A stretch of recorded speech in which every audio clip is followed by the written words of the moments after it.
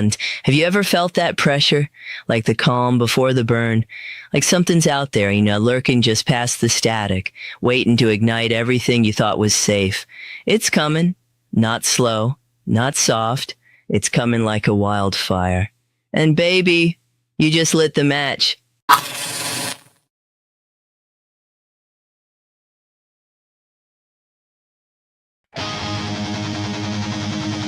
Alright! Hey, are we ready?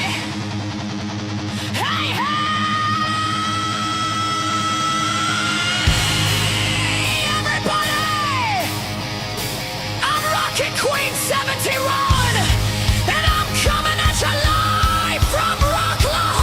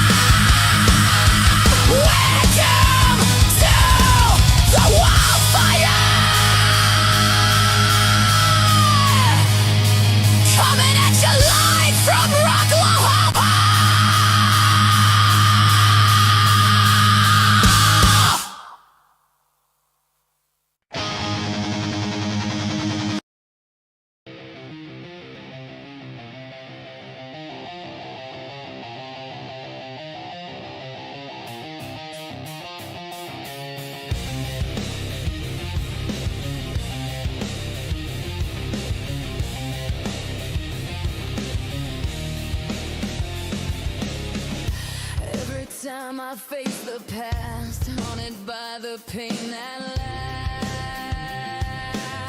lasts. Every scar that I still bear, it reminds me I'm still here.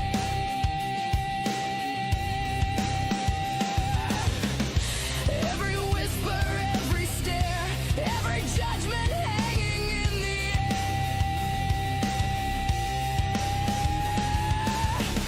All the battles I've been through, I came out stronger. Hell yeah! I hate what it took from me, but I still love me. I hate what it stole from me, but I broke free.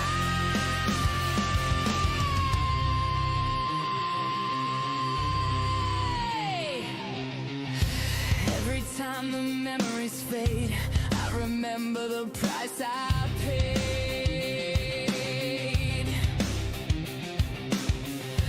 Every tear, every fight led me to the light.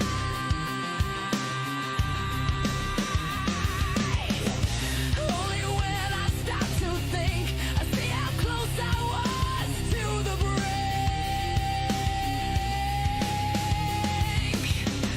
Only when I breathe again, I know this strength will never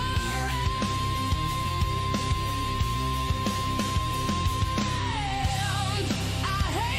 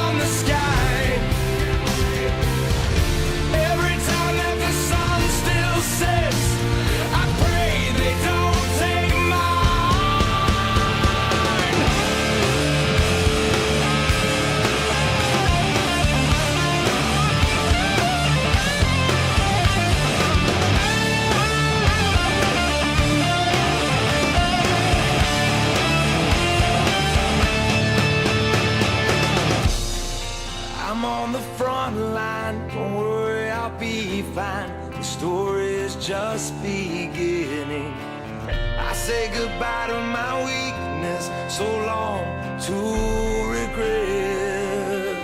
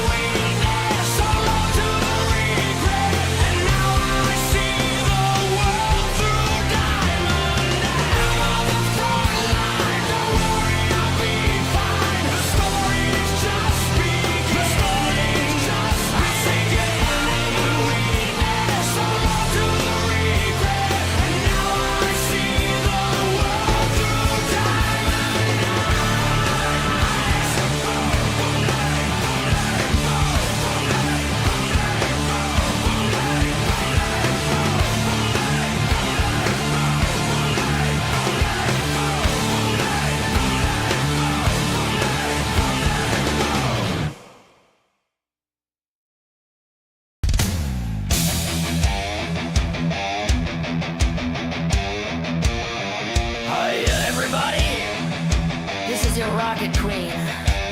How's it rockin'?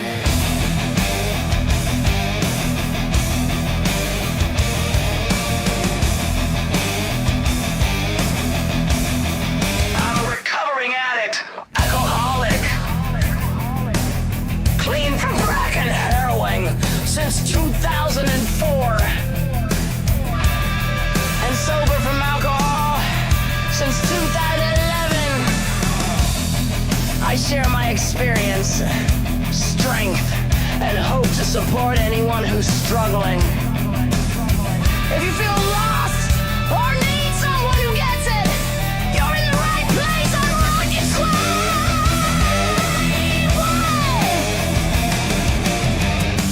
This isn't about perfection, it's about being real. I break the stigma of addiction and recovery with honesty, humor, and rock and roll vibes. Join the Queen's Light Brigade. Our mission is to create a wildfire of change and to diminish the darkness by being the light in the world. You are not alone. 988 Suicide and Crisis Lifeline.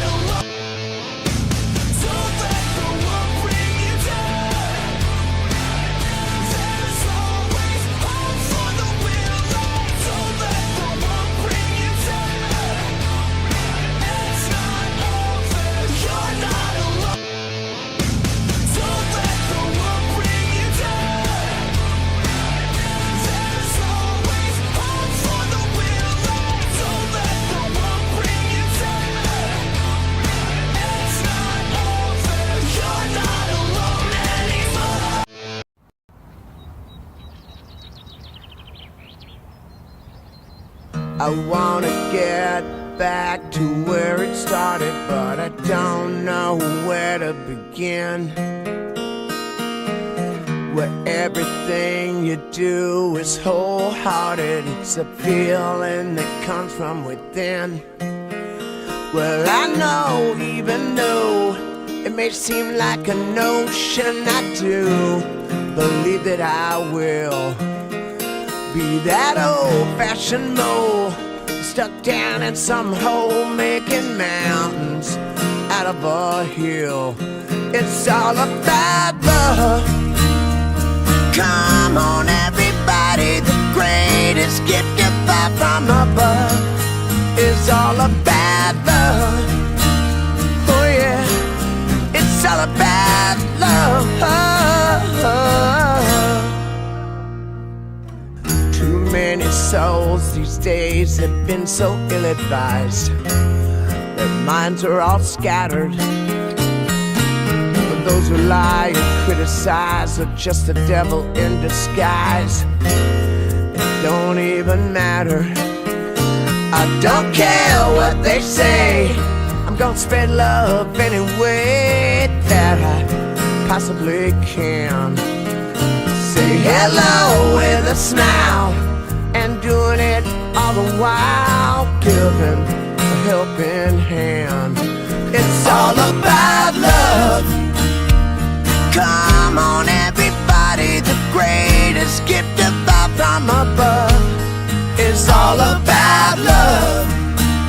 A world that's undivided, standing more united as one. It's all about love. Caring for each other, share with one another again. It's all about love. Oh yeah, it's all about love. Beyond the sky, there's a love like no other kind. Beyond the sky, look for the signs. Now is the time.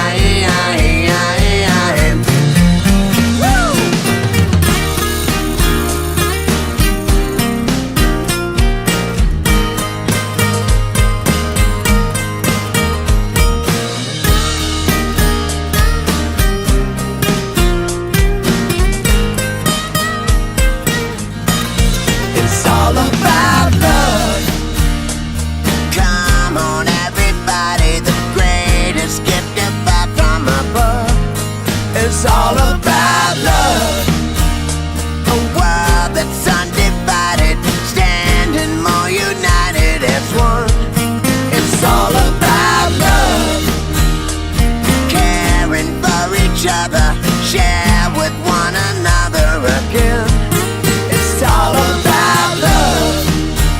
Oh yeah, it's all about love.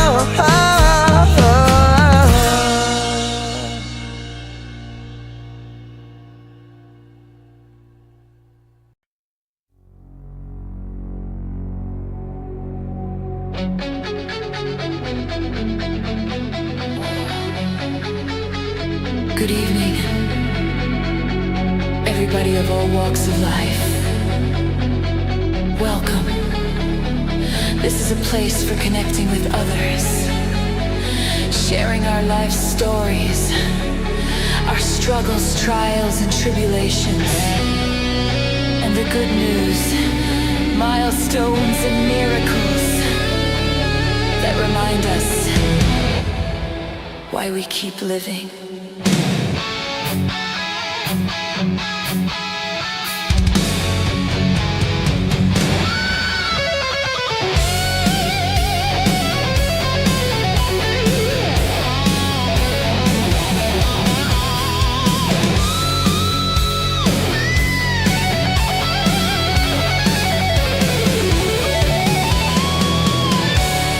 Welcome to tonight's Sobriety.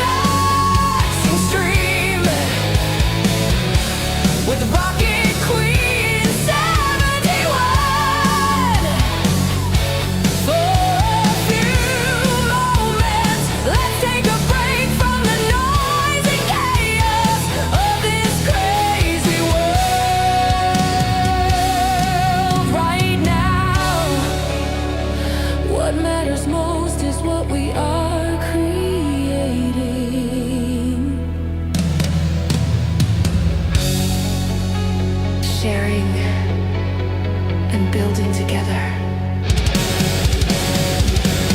Because This moment matters.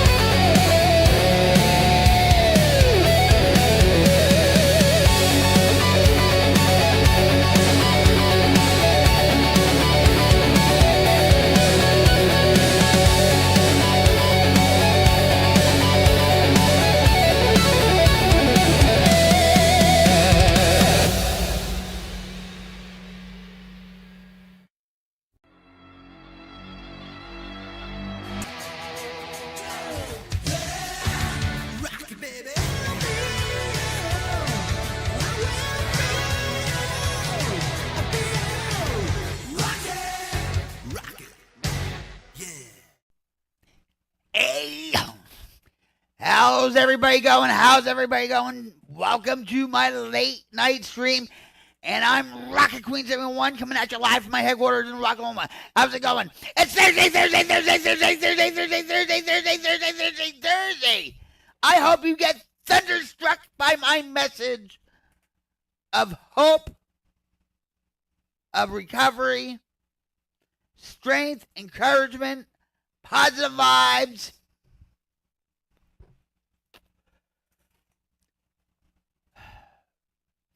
Tonight's another day.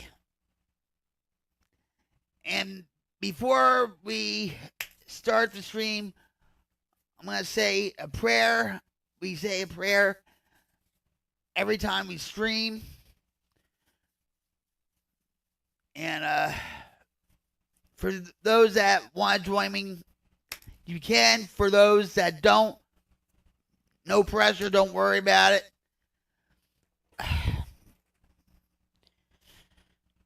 Let's pray. Dear Heavenly Father, please let your presence be known on the stream. Please let your love be a presence in your stream. Let this be an uplifting and a moment for change for a lot of people that want recovery and to manage their mental illness in some way or another. Please let us enjoy our company and just guide us all the way through the stream. And please, God, let this be a beacon of light for so many people around the world so they can get out of the darkness. And God, thank you for the opportunity for allowing me to stream my experience, strength, and hope that addicts, alcoholics, and those with mental illness can hear my message.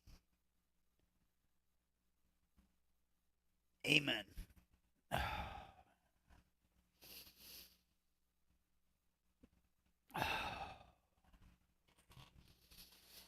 This stream is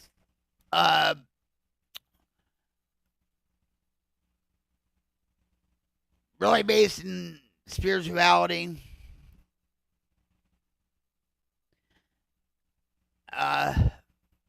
Everybody's on their own journey with recovery and spirituality, you know, and I know I was. And Jim is on the horizontal. I love you, honey.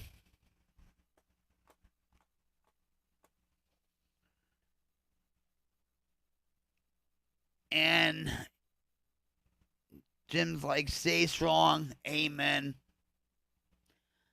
And let me put my hold on, my chat box on.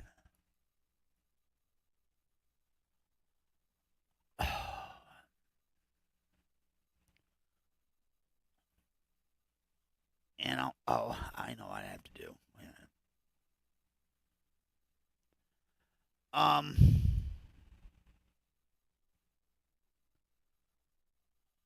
No, not my audio. No, we need my audio. Even though I can, uh,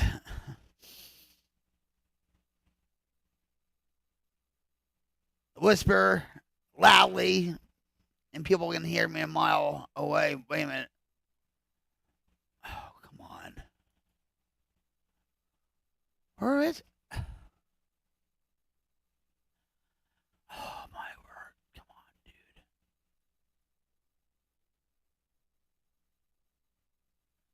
Nope, that's not it. Ah!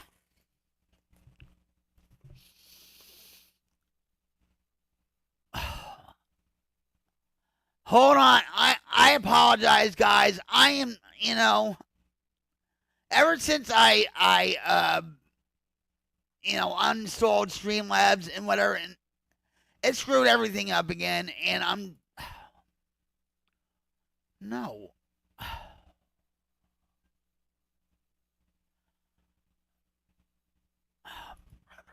No. I can't do my chat bot. I can't do my chat box. I don't know why, and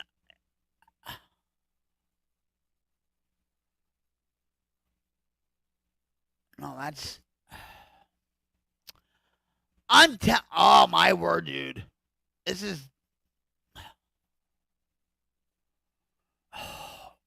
Wait a minute.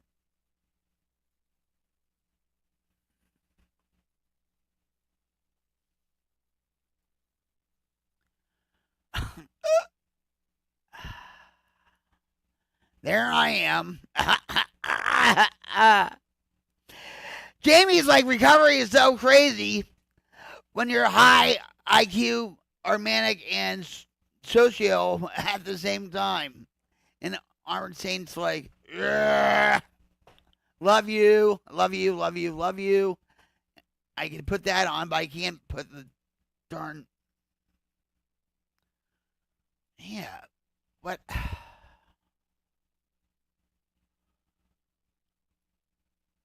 Oh my God, you mother.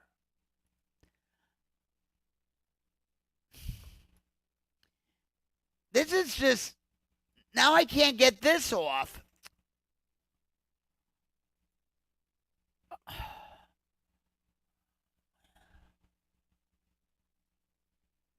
Oh, I think I got it. Nope. Oh, come on. Don't do this to me. Hi, Philip. What's up? Welcome. Alert box. Ah! No, we don't want that. We want the chat. Oh, my word. Ah! Oh, this is just terrible.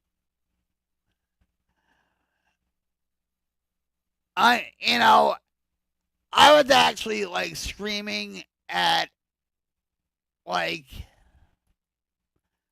how come I can't do this with.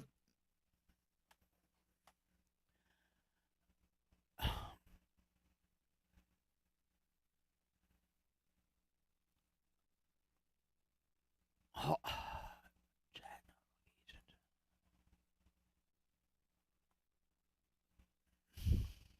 I want. Oh, you know what? Maybe this is it.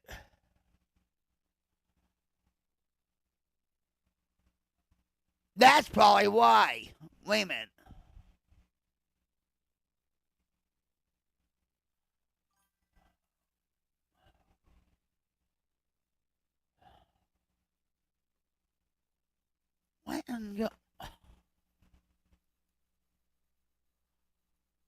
What?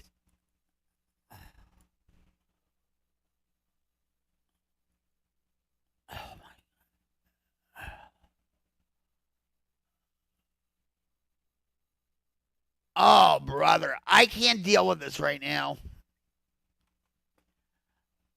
It's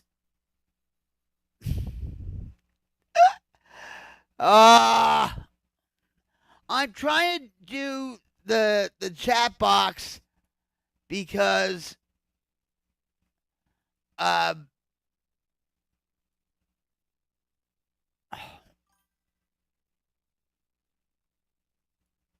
what are we doing?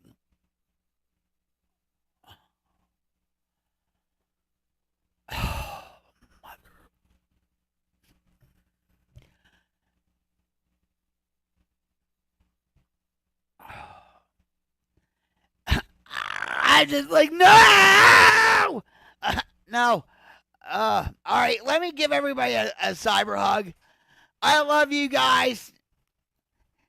Thanks for showing up on this late night stream. Cyber love hug. Recovery. Positive vibe hugs. I'm telling you, I shouldn't.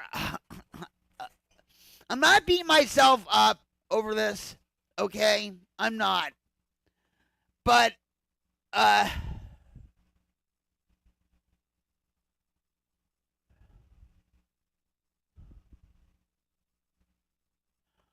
maybe I'm, nothing but distractions.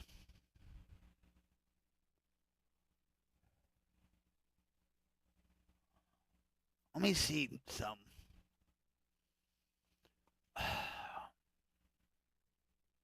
I think Rick quit as mod because of last night.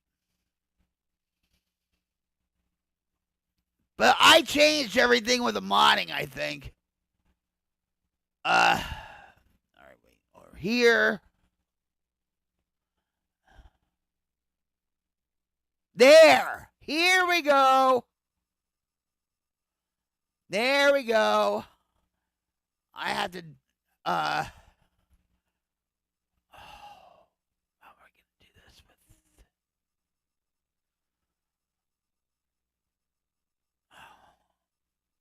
I don't know how, if this is going to work or not. I apologize, guys. I'm trying to,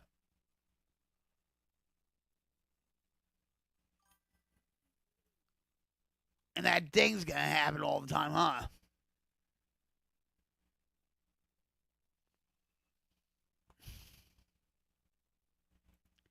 Let me see.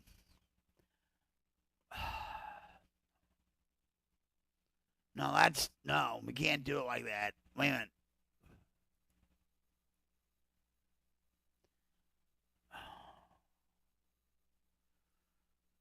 And then with,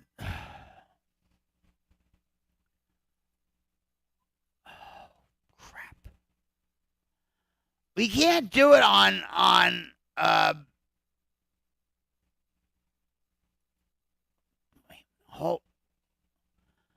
everything has to be perfect. I'm a wannabe perfectionist when it comes to certain things. And I'm just like, no.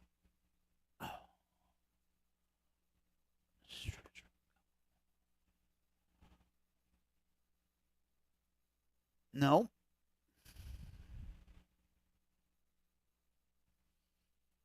No.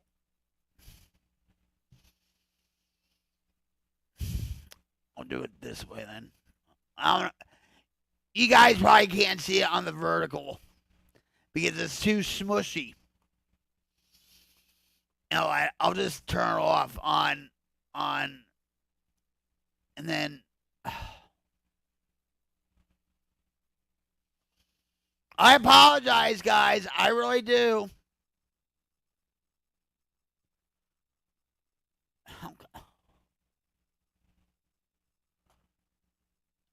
This is too. Oh my word, dude.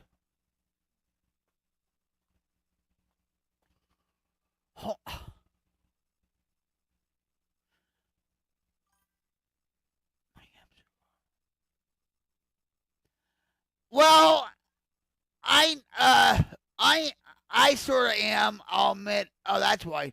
Duh! I had it turned off on the vertical. Here I am. It's showtime. All right. Believe me, I'm gonna say this. And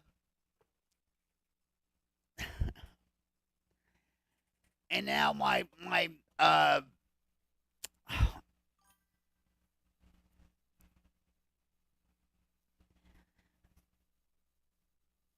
there's a ding, ding, ding. You know, like ding, like Pavlov's dog. I appreciate you just figured out how. No, I've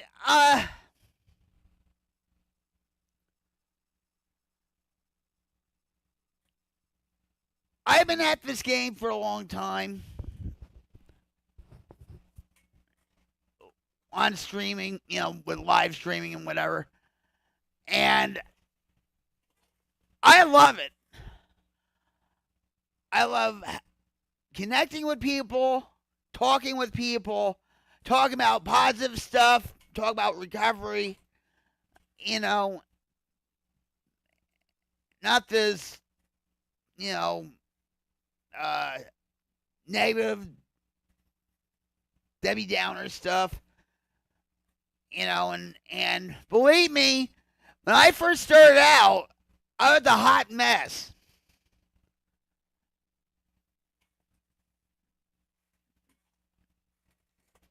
You know, I said last night a couple of times I went into panic attacks when I was on Twitch on here because of my audio wasn't working. And a lot of times these trolls will say, "Oh, we can't hear you. We can't hear you." Or they'll say something, you know, "We can't see you." And, you know, ha ha ha ha, you know, and all that stuff. So, oh, Toasty! Peekaboo! Toasty's on the horizontal. How you doing, Toasty? Let me give you a cyber hug. A peekaboo cyber hug.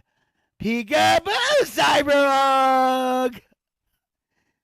Cyber love, peekaboo hug! And, oh, by the way, I fixed the modding. Yeah, I fixed it, I hope. I made a lot of changes, okay? But I think Rick was so pissed off from last night, he's not coming back. I don't know.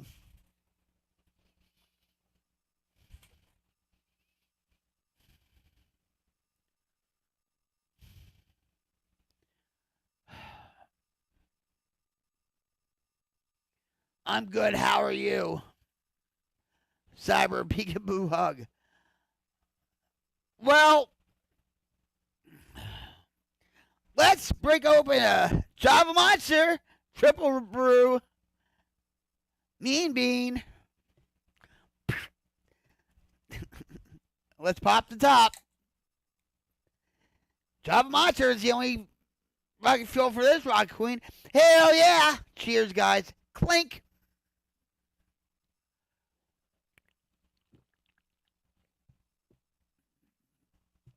No, he was pissed. I truly believe that. Even though if he tried to ban him, he couldn't. You know what I mean? I was getting frustrated as well. You know? Because ever since, you know, you guys said, well, you know, Streamlabs is doing all this, you know, spamming of resources for people. And I did that on purpose. And I've had those Streamlabs timers on here for years. And then you guys said he has too much. It talks too much. All right, so I cut it down. Now it's not really doing anything. You know? Excuse me.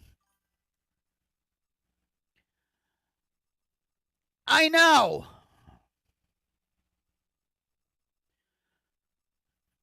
Well, we'll see. But it is what it is. You know, I'm not perfect, you know. You know, I'm for real, guys.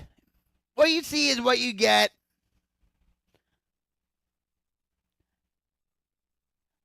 And you didn't save me any? You didn't save us some, Toasty?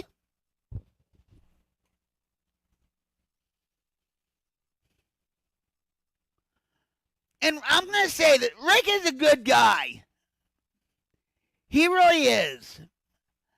You know, and I mean, I don't blame him for getting angry, okay? I don't blame you guys for getting angry either. You know? But ever since I uninstalled Streamlabs and then, you know, try to redo it and stuff, it's all screwed up.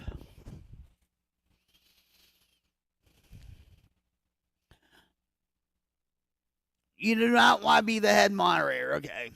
Got it.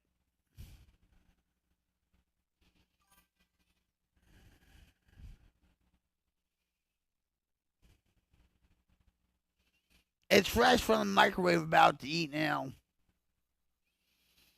What is it? Yeah, he needs some time off. You know. I was actually, and I told you guys yesterday, I don't know if you're going to see me or not, and Jamie had a feeling that I was going to be on tonight.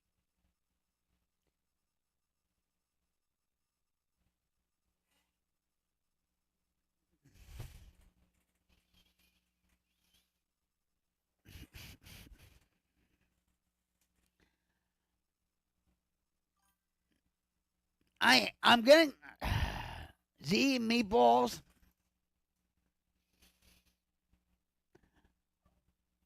Do you ever eat spaghetti with sausage? Italian sausage? Here, I'm going to tell you something. Here in Oklahoma, they don't have real Italian sausage like they do in Jersey. They have Johnsonville. Yeah. That's all they have for real Italian sausage, not homemade Italian sausage. And I miss it. You know? But at least they have my pierogies. My pierogies and, you know, all that stuff. But, I wasn't going to be on. My back was killing me. And I got up. Jim went to the store and all that. And I laid in bed and I got up around 7 o'clock. I know he will. I know. You know. He's a good guy. And, I'm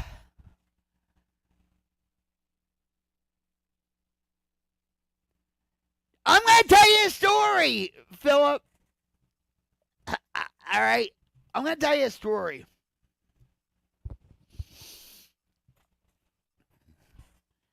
It was Thanksgiving time. This was a few years ago. It was Thanksgiving time. All right? And I love to cook. I cooked for 2 days, right? And Ed was still alive. All right? And so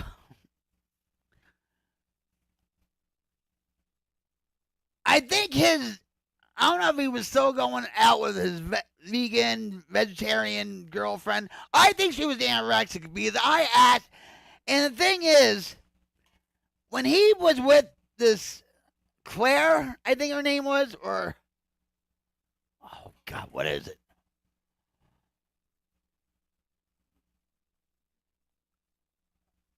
Not Claire. Watch, when I'm in bed and stuff, it'll come to me. It always seems like that way. Well, anyway, so Sean came to me. All right, I'm screwing up stories here. Okay. So, at that time, Sean wasn't going out with not Claire. That's his current girlfriend. I'm trying. Help me! You see my brain melting?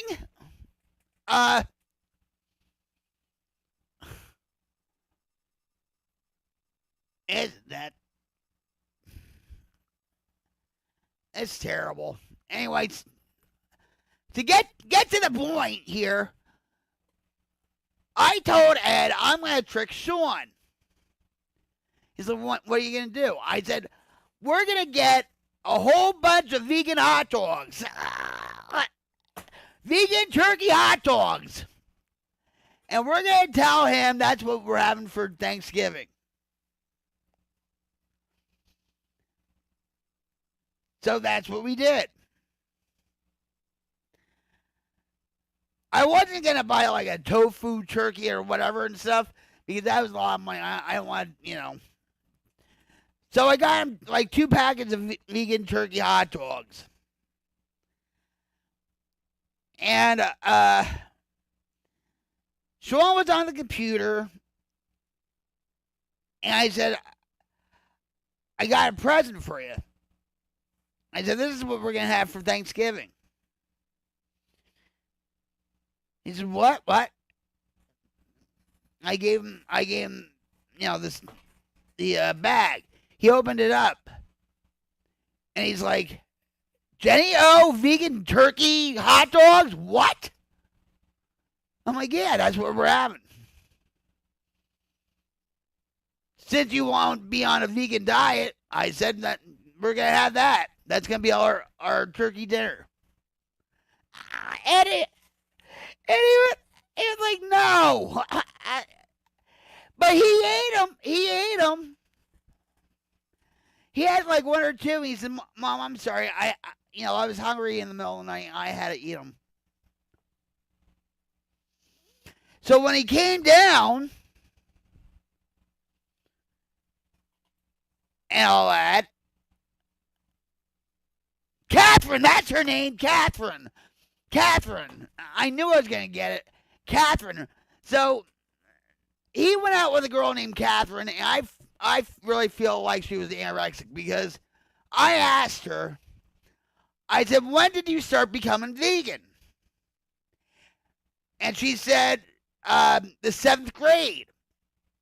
And that's where a lot of girls become bulimic, anorexic, and all that stuff because, they want to be popular and, and have a lot of boyfriends and all that stuff.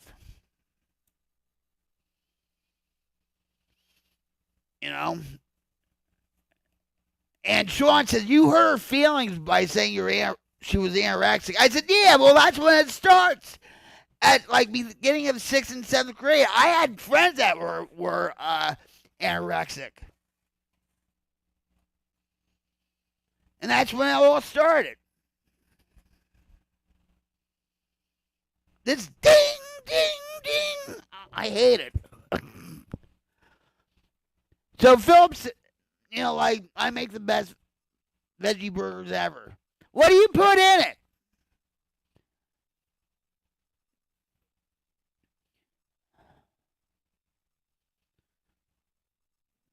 Mushroom?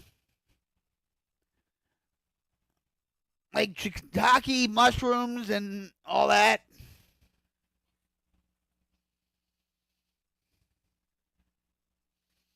I don't know what goes into a vegan burger. All that.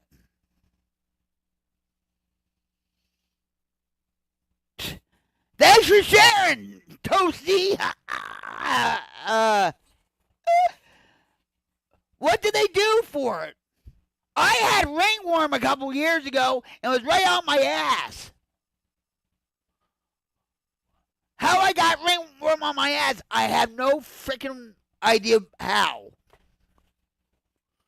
And I had to put ointment on.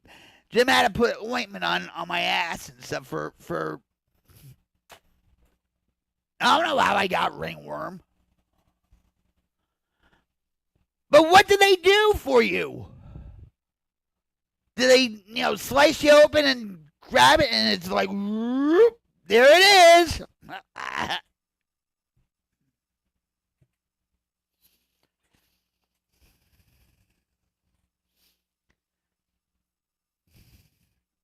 Broccoli, zucchini, mushroom, carrot, and potato. I should try that out. Hey, Amia, what's up?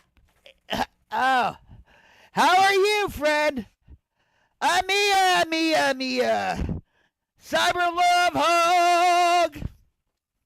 I am doing electric today. Ask Jamie.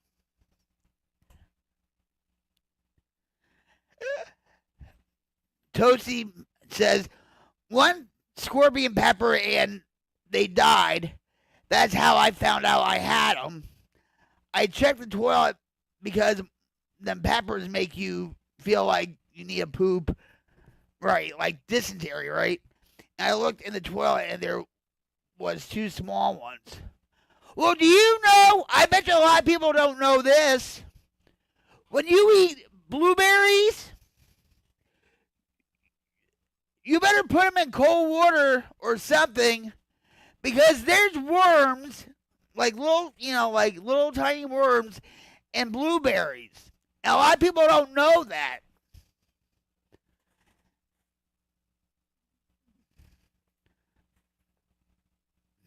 It was on our news in Tulsa. So you better, they have a trick to it where you put it in cold water and maybe a little salt or whatever. Or I don't know how they do it I forget how to get rid of them though. And I eat blueberries a lot because it's a anti-inflammatory.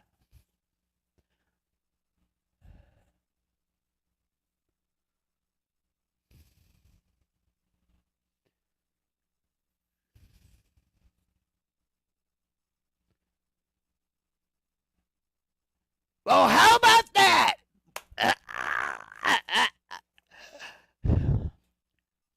Oh, I know. And even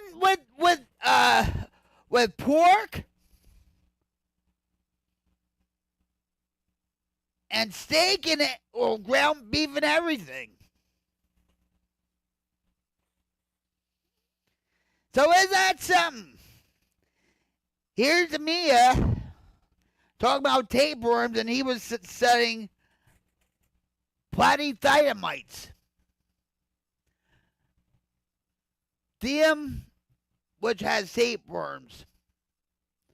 Thylum. Oh, here we go with pronouncing the words again. Jamie! You don't want to miss this. We're talking about thions. Or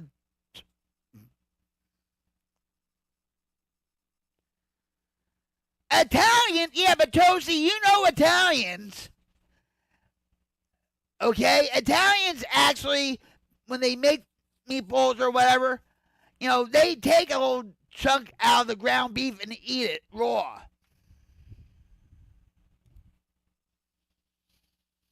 I do the same thing. You ever hear of a tartare Well, that's raw meat as an appetizer.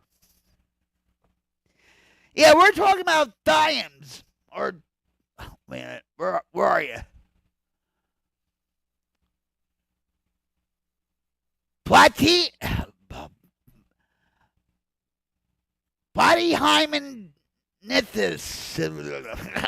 Whatever. I probably said it right the first time. Platyhymnithus. I mean, it says pork is mostly avoided in my country. Yeah, I know. Yeah, as it is to be cooked well, like it has some things in its meat which causes diseases. I never ate pork. So you never had pork chops and applesauce?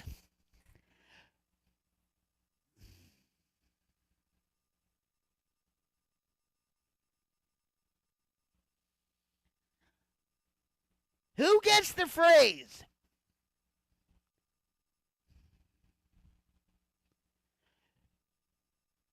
Who gets the phrase pork chops and applesauce? It wasn't actually. It was. They said it like this: pork chops and applesauce. I want some pork chops and applesauce. Who knows what I'm talking about? Jamie, you should know. Come on, Jamie.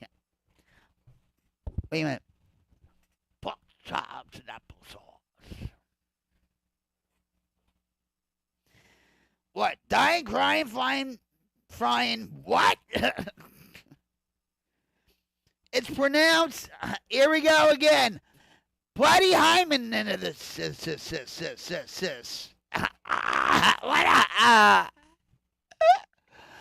Philip says, as a child, I remember having pork and applesauce. Yeah, roasted pork, but I was saying pork chops and applesauce. You don't know? Oh, come on, Jamie. All right, wait. What?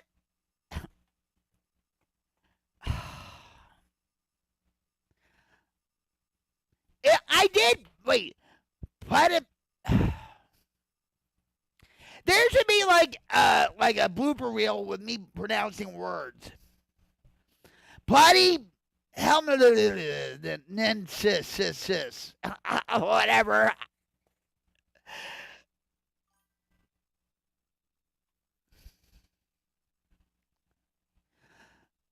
All I can hear is Queen doing the SpongeBob meme of the spitting Webster Jensen. No! You guys don't know? It's pork chops and applesauce. What about this phrase? Play against Sim.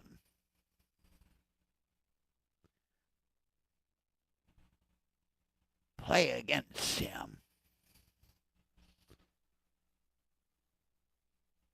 You don't know? Come on. No, we're not going to do that. And I'm going to tell you why.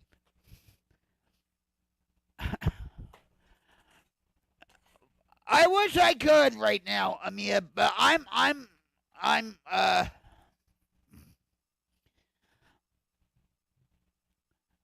trust me, okay? I wish I could show it. I can't. I was kicking myself in the ass the other night pretty bad about certain things. Okay? Because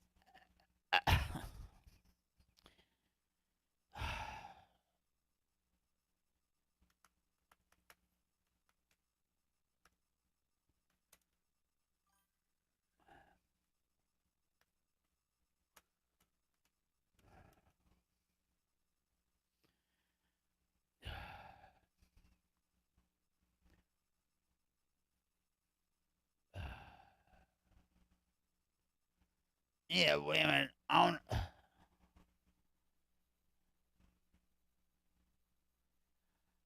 It's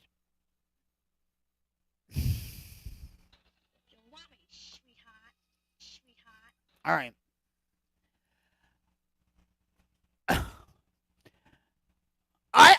I mean, I love you. You know that. But right now, especially with Gordon Ramsay, okay, I'm like pushing the envelope with certain things. And if I lose this channel, okay, because of stupidity, of my intellectual immaturity, I'm going to really beat myself up to no end. Because my message is more important than showing copyright stuff. And Gordon Ramsay is, trust me, just like SNL, just like a lot. It's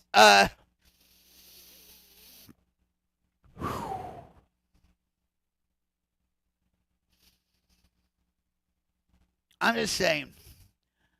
But I am going to show you this, okay? Hold on. Jamie, if you never watched this, I'm telling you. Here. Okay? Hold on. I mean,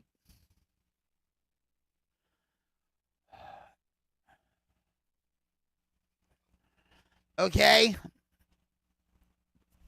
Here it is. Pork chops and applesauce.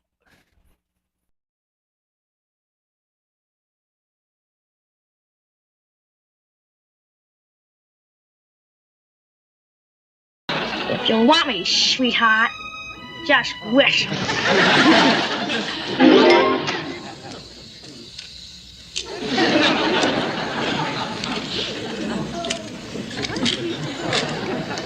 Hi, Mom.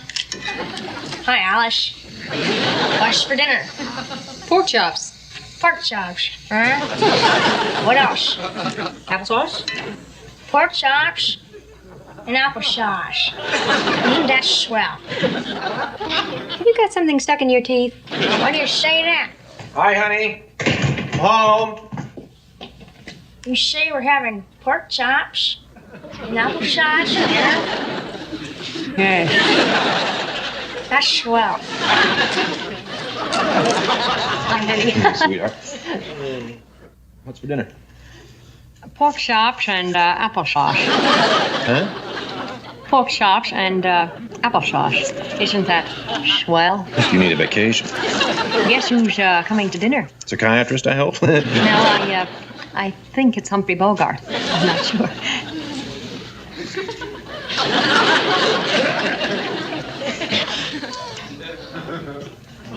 Hi, Dad. Hello, Peter. We're having pork chops and applesauce. Hey, Pete, that's pretty good. Of course, there's only one Humphrey Bogart. Doubt whether there'll ever be another one. You don't like this new personality either? Oh, well, that's just the trouble, Peter. It's not your new personality. It's Humphrey Bogart's old one. All the great personalities belong to somebody else. Why don't you stop trying to imitate other people and just develop your own personality? It's not going to be easy.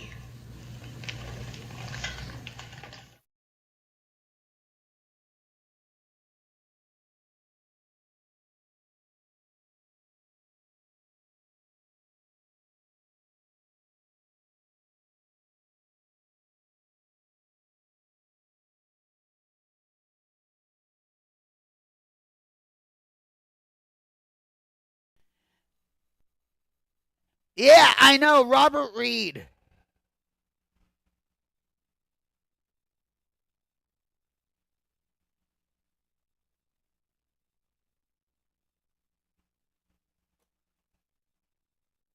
What?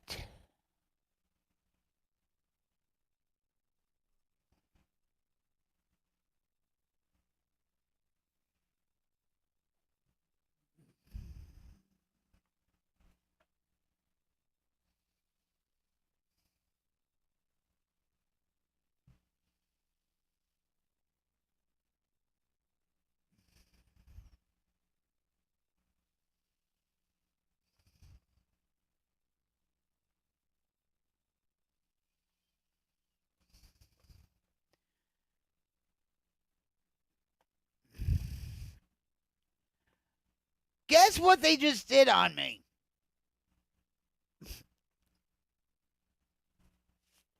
How about that? And I talk about recovery and all that stuff and, whatever.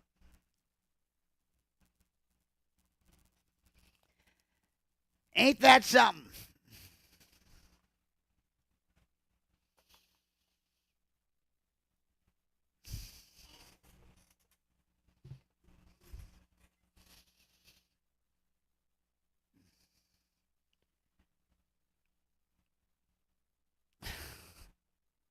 You never watched the Brady Bunch? Not even when you were a kid? Yeah, Robert Reed was gay.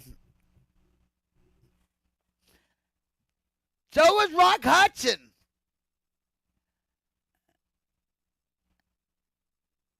So was Liberace. Well, everybody knew he was gay, but Rock Hudson kept it a secret for a long time until he made that press conference in I think it was 86 or maybe I don't know, and he was with his friend Doris Day, and he announced he had AIDS, and he looked bad.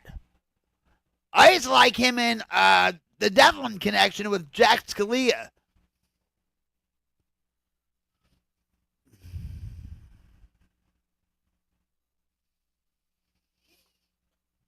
I like Gordon. I like him. I used to watch his show all the time. There was a lot of chefs from New Jersey on there and stuff like that.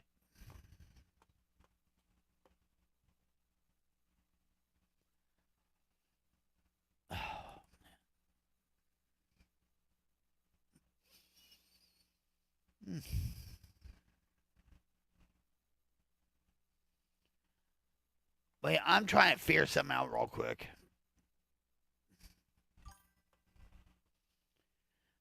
TV was not very funny to me. Def Jam comedy was. Or what about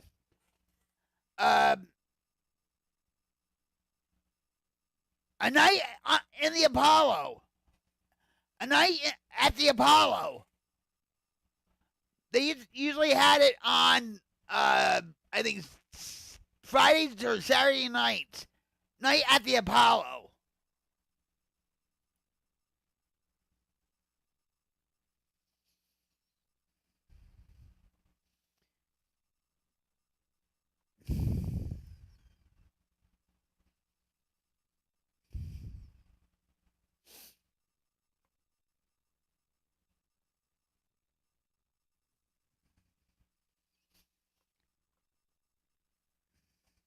Nowadays, when I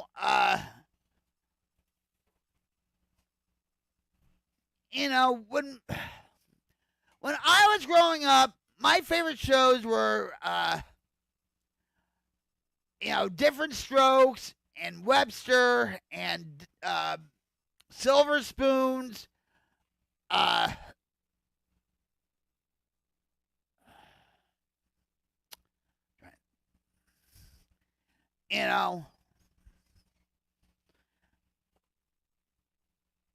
But TV is crap. They don't even have sitcoms anymore. And they did a remake of a sitcom. It's all woke. Like One Day at a Time.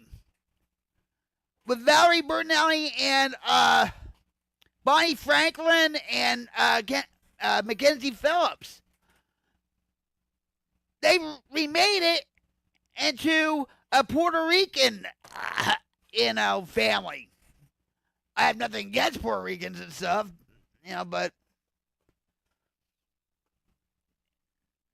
I'm just saying.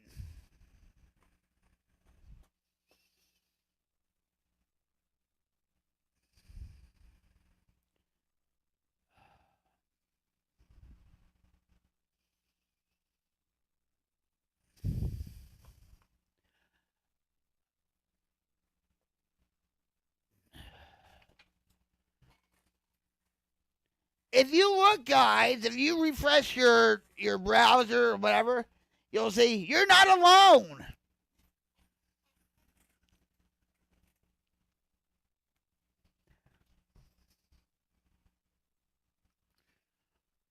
I think it's kind of funny when I'm, talking about recovery and, try and manage your mental illness, and I have the 98 suicide crisis lifeline on my screen there, But well.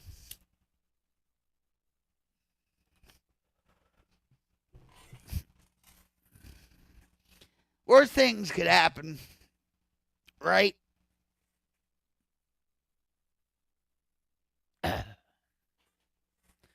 So,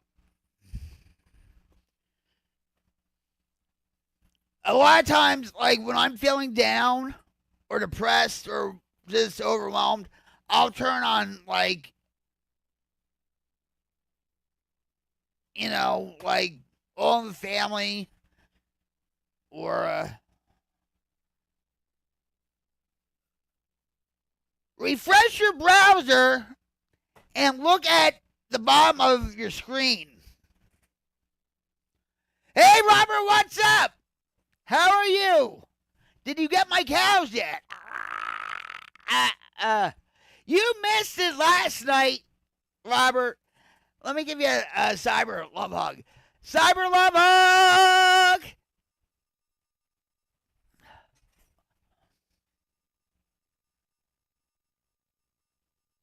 Oh, no. I'm sorry you had that. Did you pull over?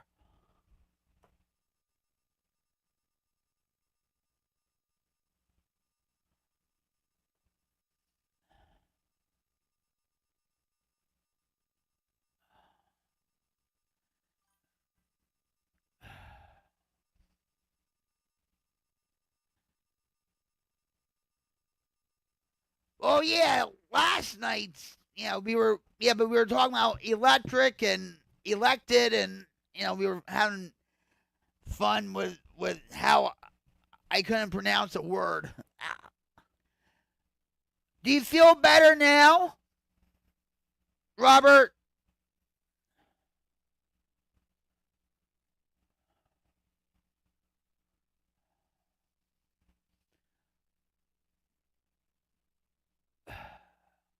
For those on the vertical, Robert said when he was driving to work, he just had a panic attack and it came out of nowhere. I almost had to pull over. I called the wife to talk me down. Well, that's good.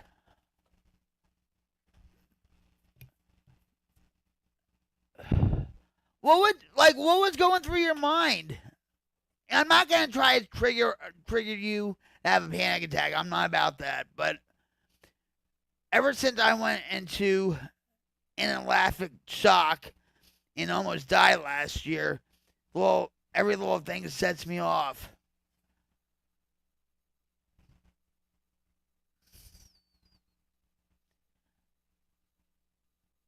Like, what do you think triggered it?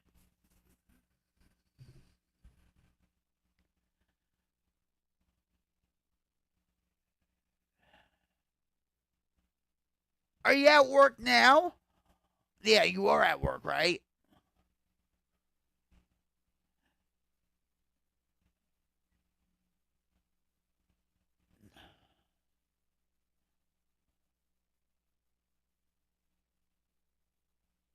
I think the epinephrine messed me up.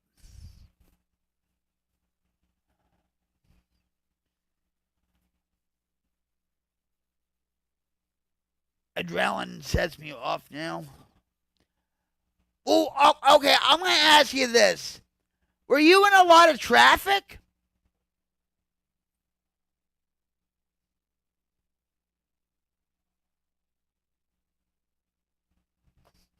My grandfather was a warrior.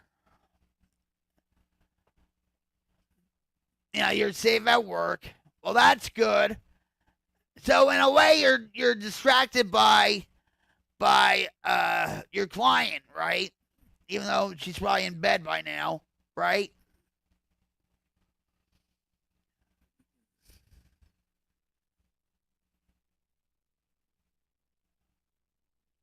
I don't know if it's partially schematic.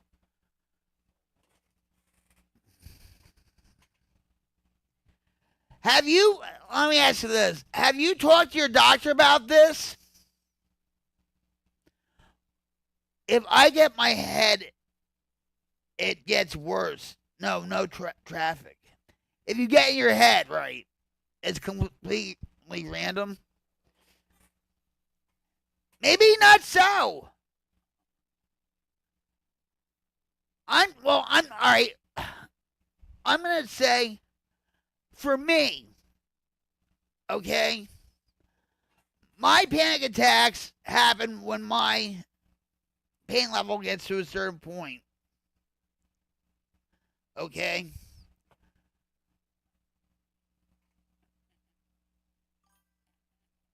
And sometimes I think I get triggered by, like, if I see a wildfire or something, like, I hate my doctor, he doesn't take me. Well, then, can I make a suggestion? I know you probably went to him for a long time, okay? And a lot of doctors nowadays aren't taking new patients. But I suggest you find another doctor. If he doesn't take you seriously, you know what I mean? When you go through, like, you call your wife, that's a good tool. Do you do breathing exercises? Like belly breathing?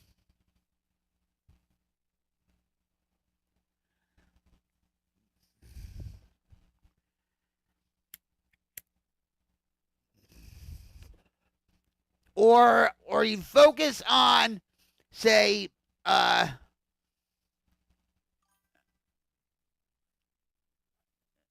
they found a cyst in my skull a few years ago, back near the mood area.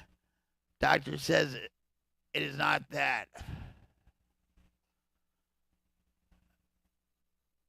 Well, maybe you should have that checked out. Do you get headaches a lot? I suggest you go to a new doctor. And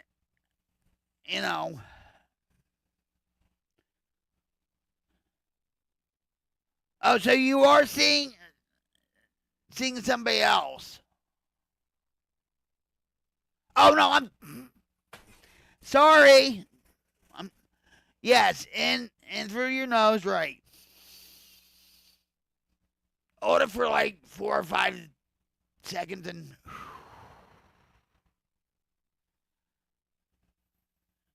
exhale slowly. Or even, like, if you focus on, like, what's the 5 things that you see that are red?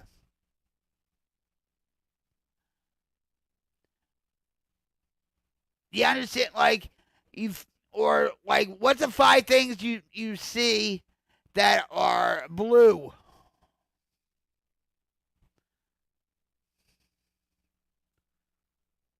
Honestly, I think maybe I had post-traumatic stress disorder from that near-death experience.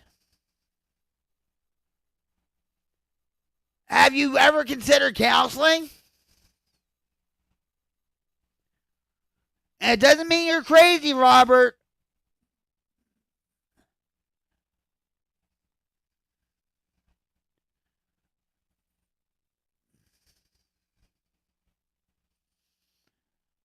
I mean, I feel like about a month or 2 ago, when I had the tube up my nose, I thought I was dying. from sepsis and stuff. Here I'm thinking, oh, they're going to chop off my arms and my legs, and, it's like, forget it, And it changed me,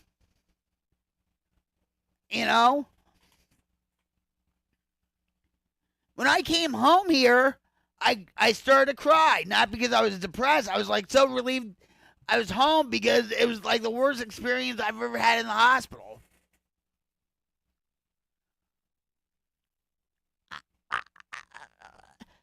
I'll send you a bill next week.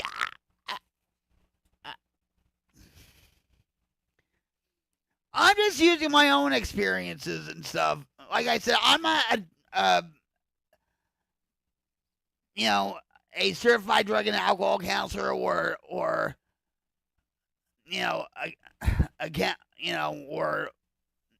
a psychologist or anything else and stuff. I just use my own experiences to help people.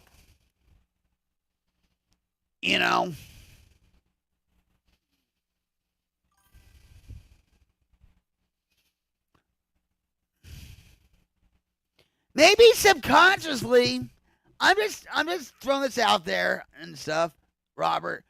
Maybe, yeah. Show me your money. No.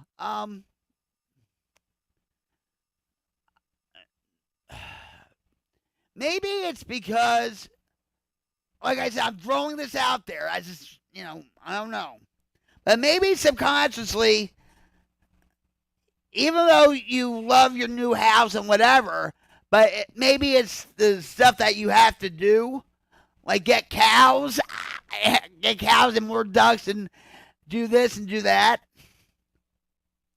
I think what happens is a symptom. When I freak out, I run at a very high level of stress,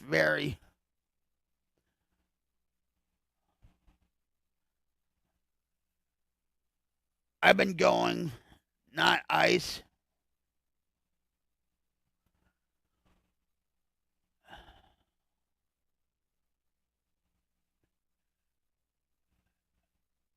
What?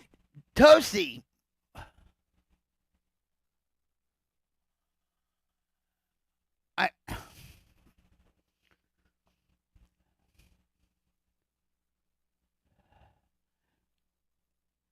Is it because of your job?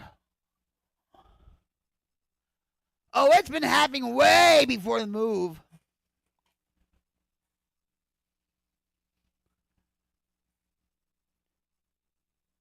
I have a suggestion. Right? When you I know it's difficult when you have a panic attack when you're driving, okay? But you should always pull over.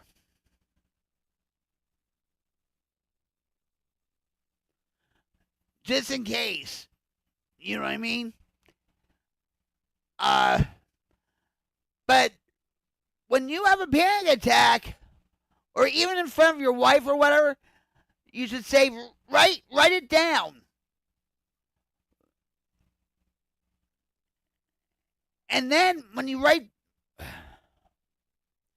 I understand that, Robert.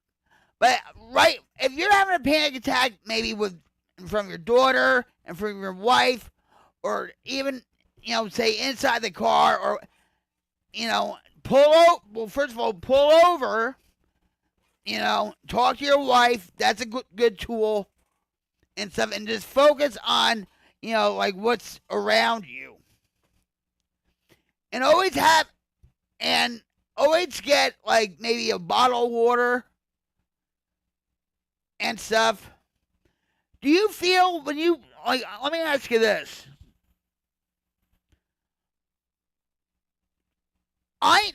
For me, I know when not to drink, say, real caffeinated stuff like triple brew, okay? Because I feel like it's going to come on.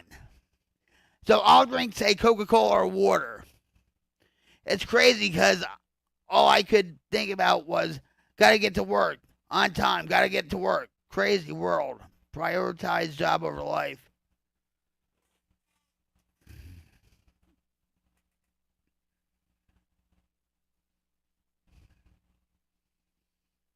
But you say you're always on time.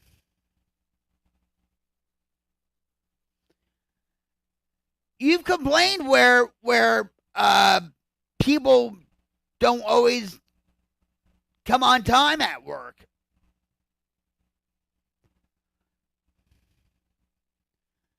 And maybe you are stressed out about the new house because if it says prioritize job over life, well, you have to have a life.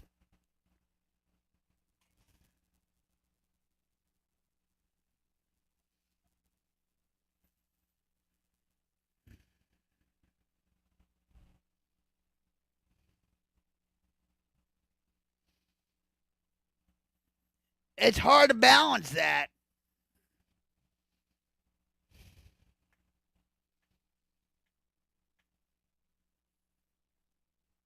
I think in a way, Jim was. I'm never late. Today is the first time ever in 6 years. So that just exacerbate your panic attack, right? Oh, 5 minutes late. What? Yeah.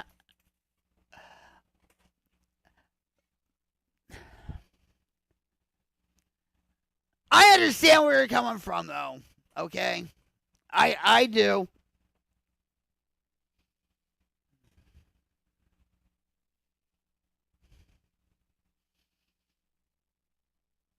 The house is probably the biggest stress relief I've ever had, to be honest.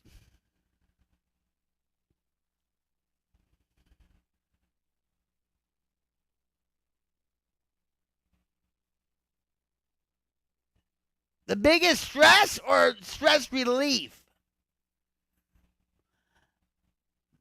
Like, oh yeah, you got the house, it's all settled now, right? You just have to do, odds and ends, right? All the paperwork's filed, right? Everything's fine.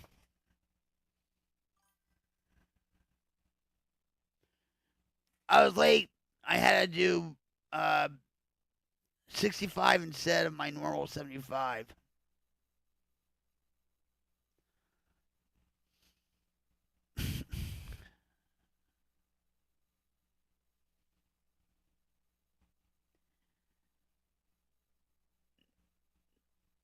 That's dangerous. Especially if you're going through a panic attack and because you don't, it's a reliever. Okay.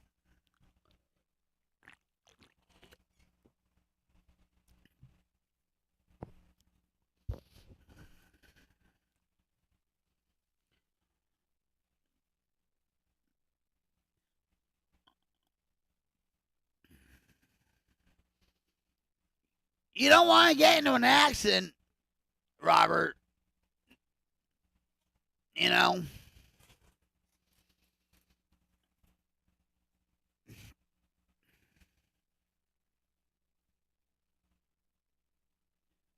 Not even now.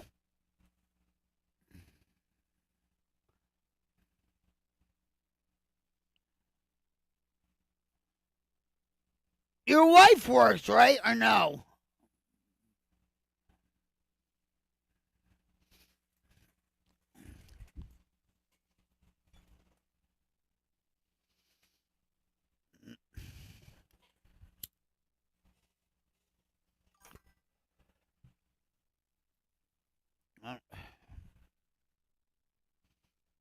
I heard a bell and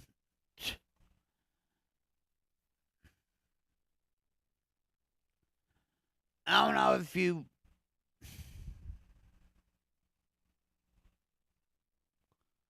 Oh, here we go. Me and Jess make a decent money, so we don't really stress out over bills. We don't live outside our means. Not bragging, just saying.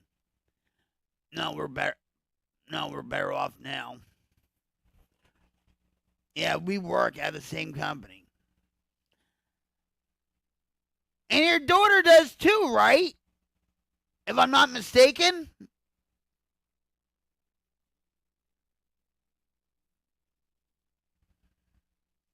Like it was a family affair.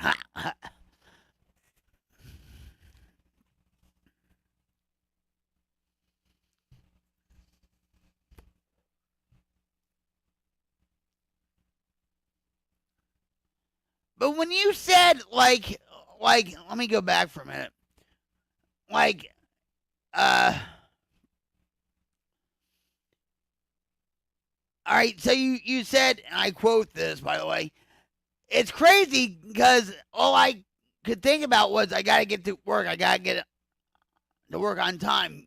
Gotta get to work. Crazy world. Prioritize job or life. And hi, Respect, how are you? That's right, because you're a right. Hold on. Respect, what's up? Cyber love hug and respect hug. How are you? Welcome back.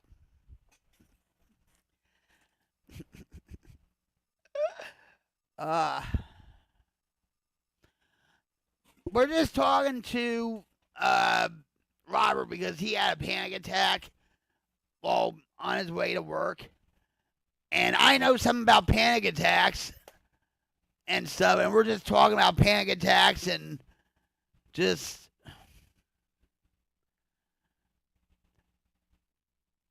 so yeah. So when you say yeah, because I hate being late, that's a pet peeve of yours, right? That's the same thing with Jim, actually. You know, how can I bitch about other people being late if I'm late too? No, you were late once for a very good reason. You're not a hypocrite. It's ingrained into your brain. That's your work ethic. Jim was the same way. Well, that's good that you came on here before bed. Maybe I'll give you nightmares. Maybe I'll give you sweet dreams before I get to bed. Let me ask you this. You're welcome, Respect. Let me ask you this, Robert. Was your father... I'm rocktastic. I'm still having trouble pronouncing words, though. But, you know. Just ask this man and Jamie.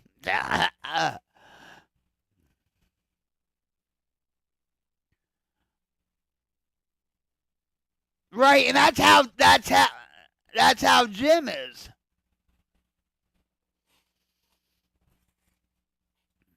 I was going to ask you this.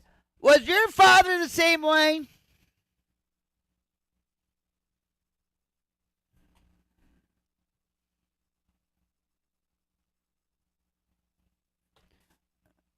Like, you know, oh, look, another stream. And so, toasty. Oh. You're new here, right, Joe?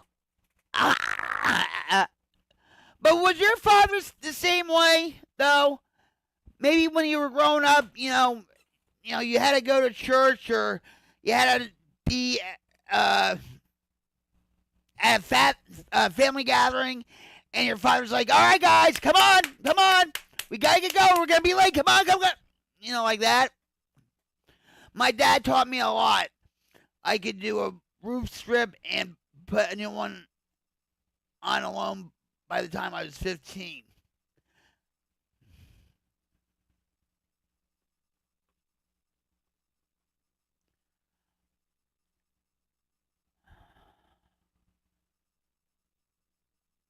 open opinion on psychedelic treatments for post-traumatic stress disorder.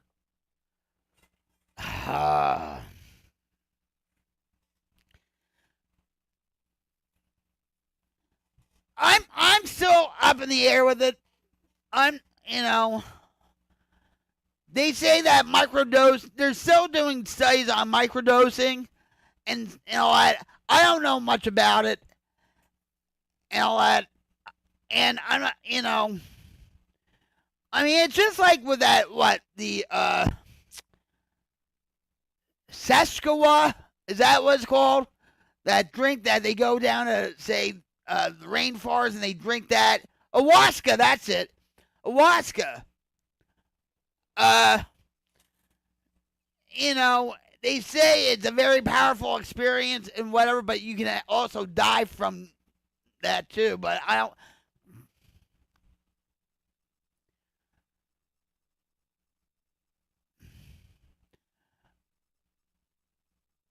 So,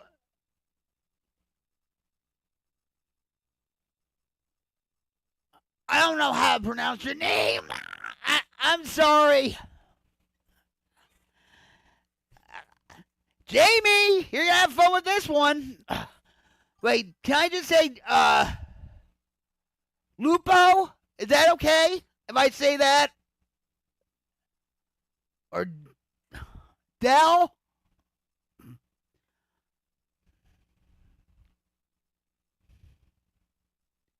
Ayahuasca. Right, that stuff is gross. Just use the... Don't... Listen! Yeah. All right, thank you, Wolf. All right, thank you. I don't mean to mispronounce your YouTube name. Sorry. You know what? So,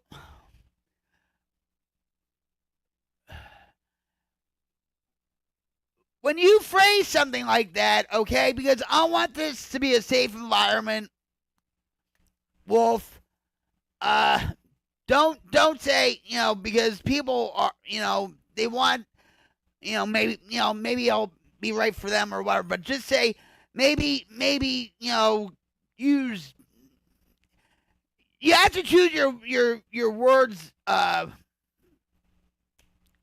carefully. You know what I mean?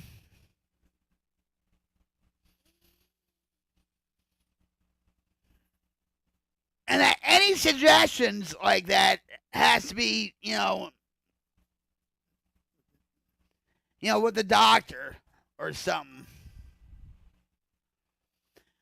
And Robert says, I want to try that. I never done peyote or DMT either, but well, at some point, I'm learning how to extract DMT.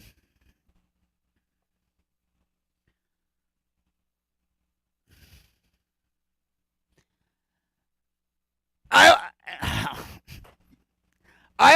would do it under a doctor's care. Like they have like herbalists and stuff. You know what I mean?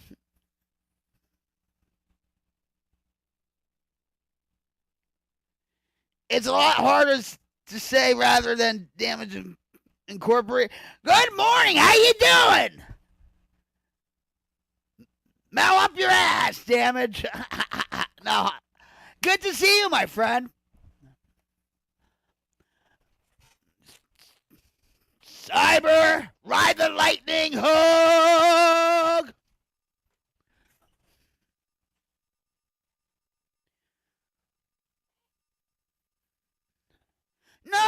No, we can talk about the. We're trying to be educational, but at the same time, we have to really you understand what I'm saying. I told people last night on the stream, if you smoke pot or whatever, don't say on the stream, yeah, I'll be right back. I'm gonna be smoking some pot or whatever. Just say I'll be back. Do you understand what I'm saying? Because I don't want people, when they come in here to find recovery or just talk about their addiction, and maybe they're trying to get off pot, right? And then somebody says, well, I'm going to be smoking a bowl or something. Don't say that.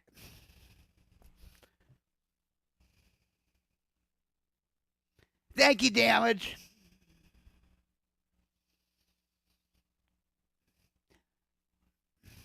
It's out of respect for other people.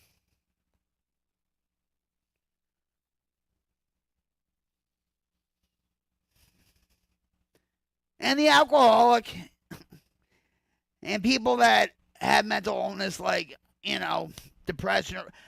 I'm just, it's a fine line. You know what I mean?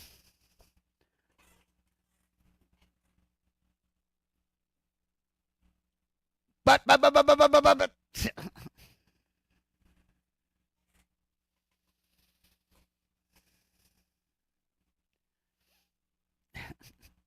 Toasty.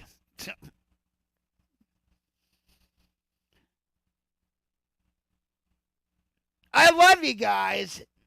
I really do. And yeah, we are, like Damage says, yeah, we're never open about our vices today. Everyone blabs.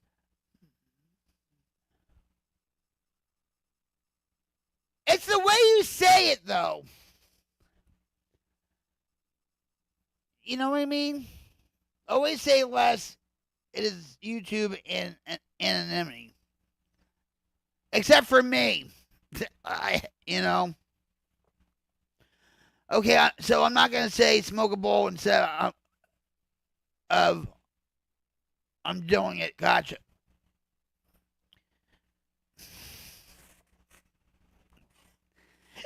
You notice anything, Toasty? No darkness? Banning, banging the band hammer on people?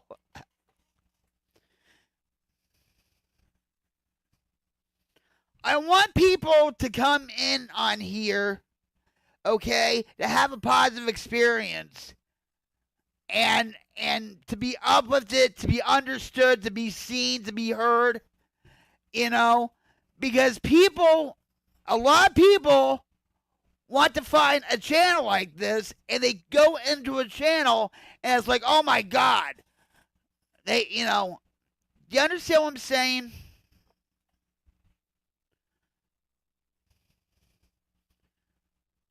I don't care what people think of me. It's why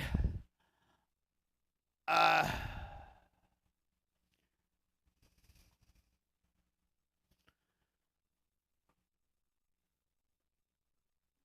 don't use my real name. I don't hide anything.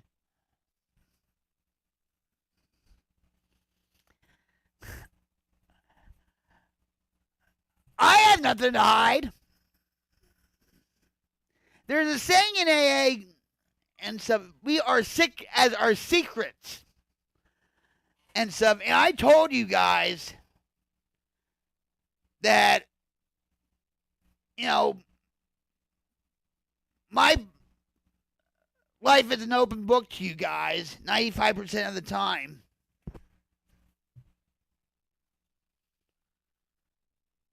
And, but 5% is between me and God.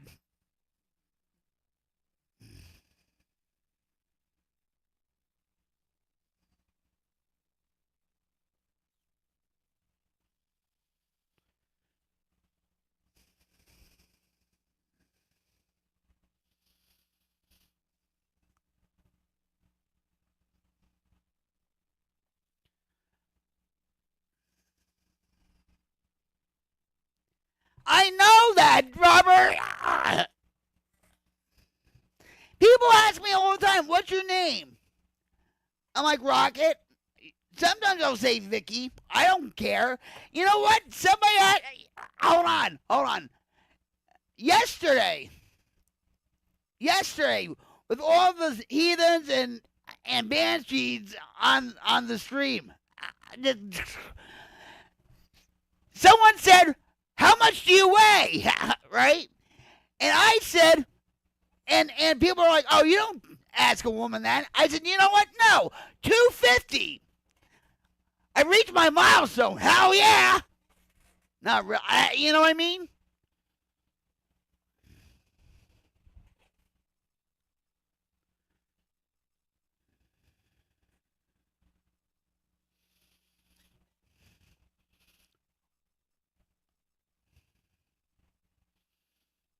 I use my shroud. I have 3 different accounts. I look good for 250, don't I?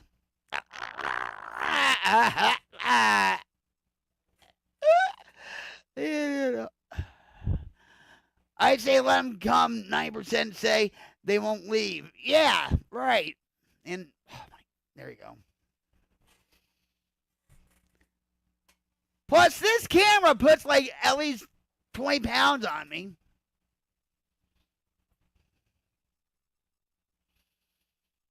You do look like a... No, not with a Y. Not with a Y. You got that wrong. Maybe I should ban you.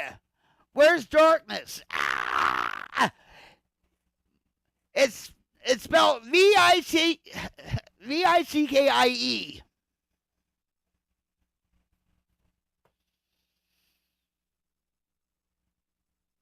Darn right. Here, look at me.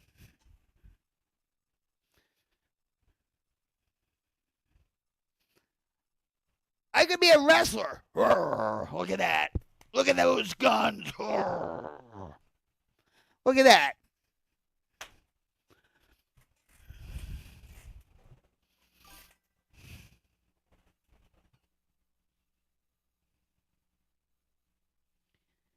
And in your bra.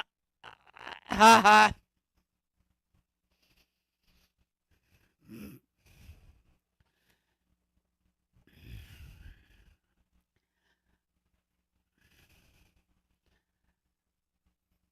At least I'm not skin and bones.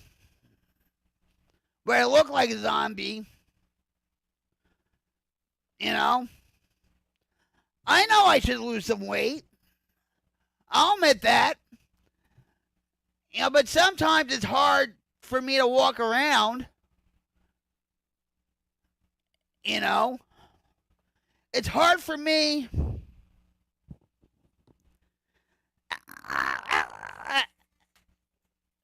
Robert's like, Rocket, you can be a center on my flag football team if you want. I used to love flag football. Even in my addiction, we used to play. Yeah. Yeah. No, I accidentally put a period in the last one. I'll get banned for posting a link again.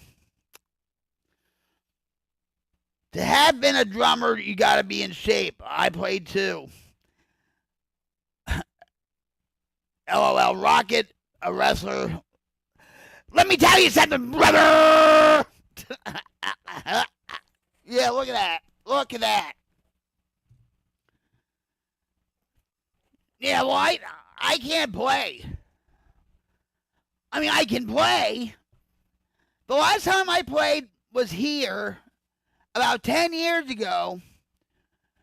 And my neck, my rotator cuffs, my back, I have like splinters in my ankles. Like just, you know what I'm talking about, right? With double bass and all that stuff. You know, and then I had my neck surgery, and then I think that made my back worse. We were talking about that last night, Robert, where I should have been a manager, like a wrestling manager for a wrestler. Well, that's not true, Jamie, because look at Matt Shoreham. He looked like Miss Piggy behind that drum kit way back when. You know what I'm talking about.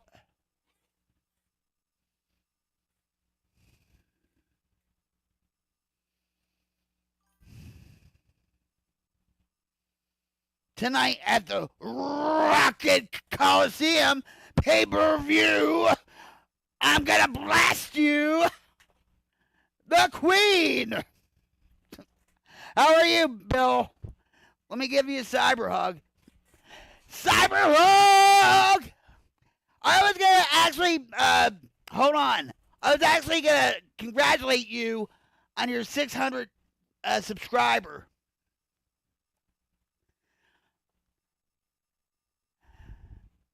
Haha, Rocket as Paul Bearer.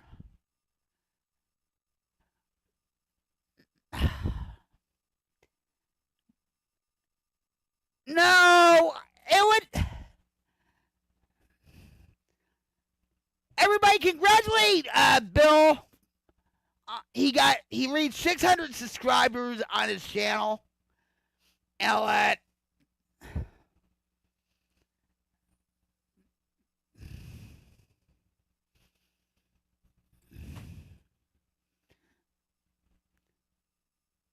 I would like to do something with you, Bill. Now that's not that, but you know what I mean.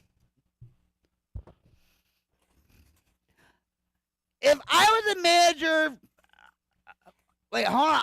I'm trying. See, you're making me think now.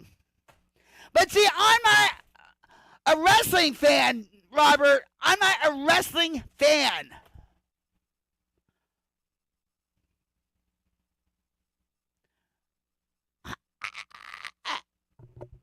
I saw him, but I'm not a wrestling fan. I'm not gonna say.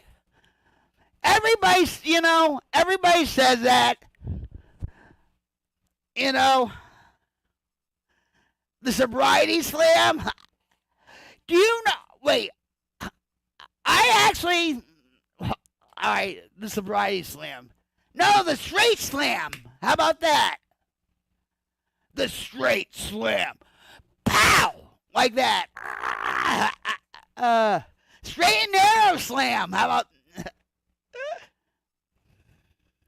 I'm not a wrestling fan. I'm really not. Ask Jamie. Ask.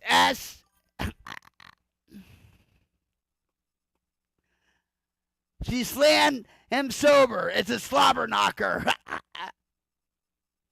That's what she said.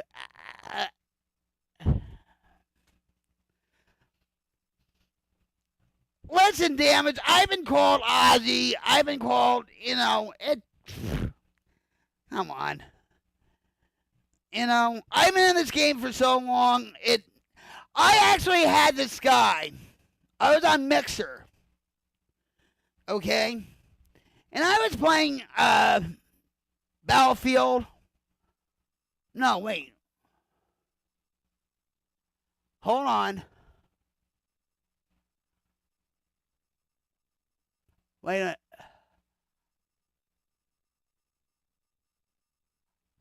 I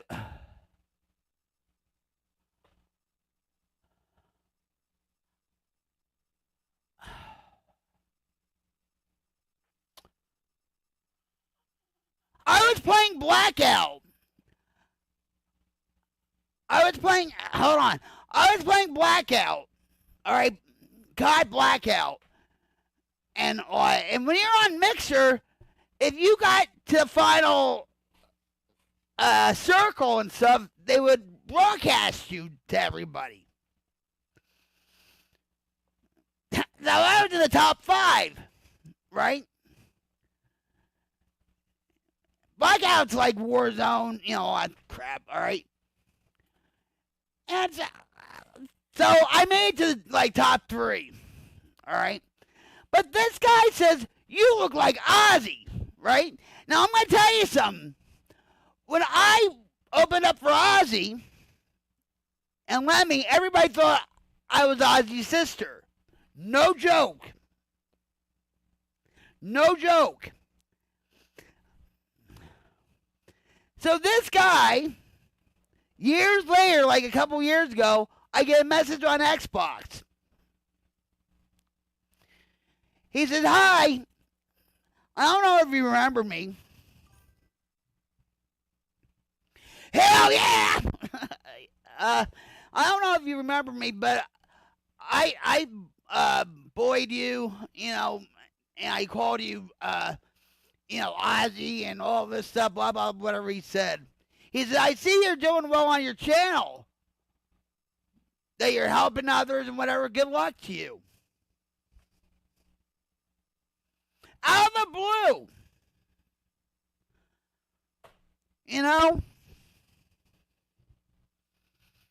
So Jamie's like, no, of course not. Not you. Right, I'm not a wrestling fan. So Damage is like, used to like WCW back in the 80s and 90s. Rocket off the top right, rocket off the top rope. Oh, vicious blow. He's out. She's got the pin. 1, 2, 3.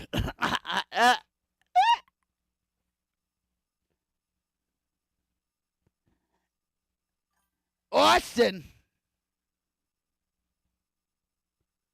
Those are great to get, aren't they?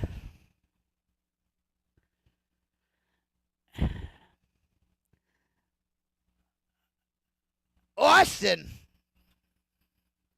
I hate The Rock. Talk about nepotism. The whole wrestling,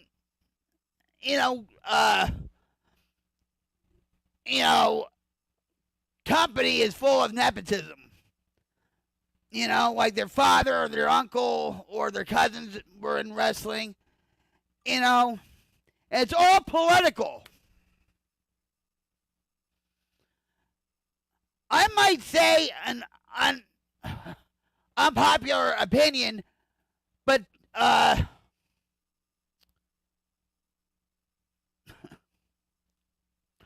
Austin Aries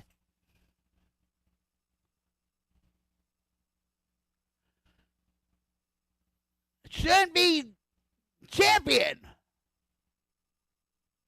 What?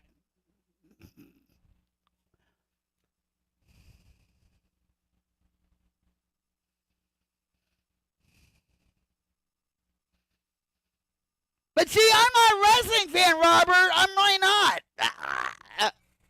Have you seen his podcast? Did you see when he interviewed Vince McMahon?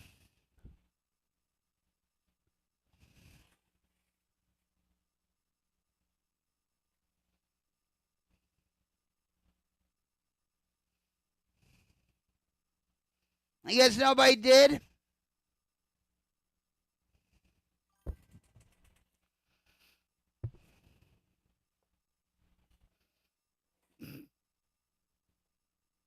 Don't do that. You're going to end the stream.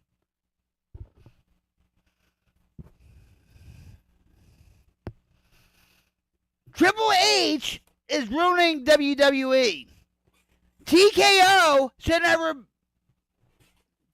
been a thing.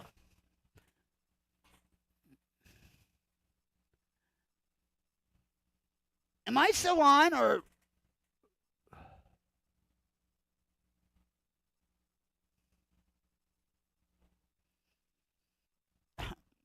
My little kitten is fooling around with my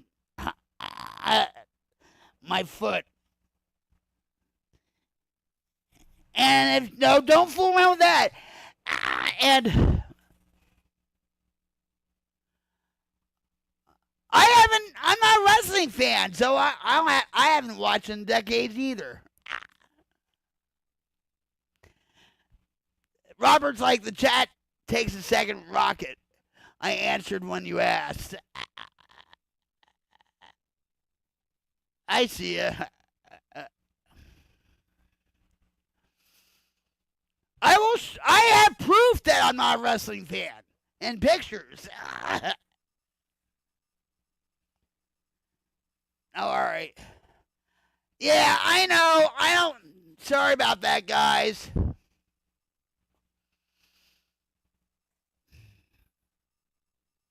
Now, if the stream goes pop, that means my kid. No, don't do that. No, stop.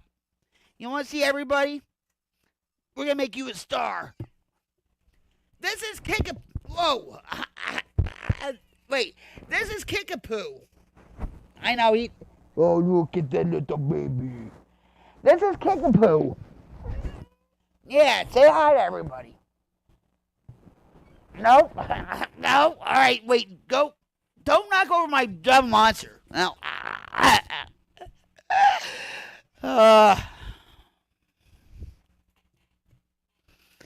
See, I should have been. I'll tell you, Robert. Look. I should have been the sister of Jimmy, Mouth of the South Heart. You know why? I'll tell you why. Hello.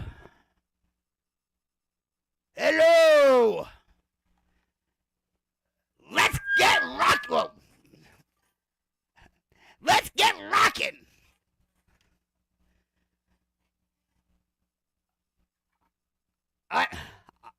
I'm the metal chick from Jersey. The Jersey metal chick. Rocket Queen 71. And my voice can be heard from a mile away without the megaphone.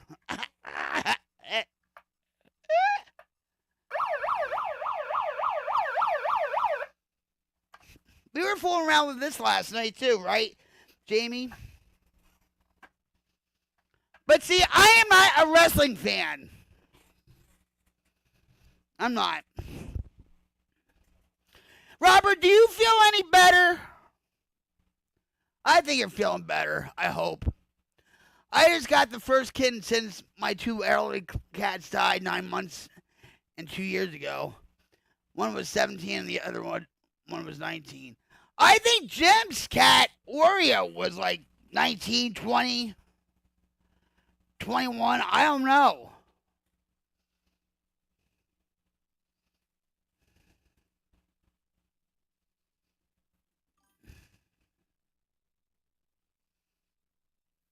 Yeah, but I'm the mouth of the North. I'm the mouth of Newark. No, wait. I'm the mouth of Morris County.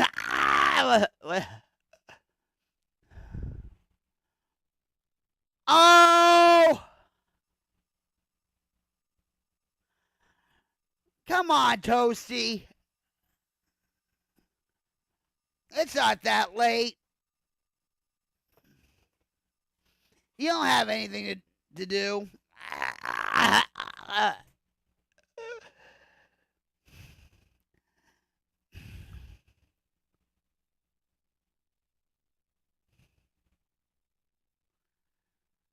Oh, so I'm giving you adrenaline, huh?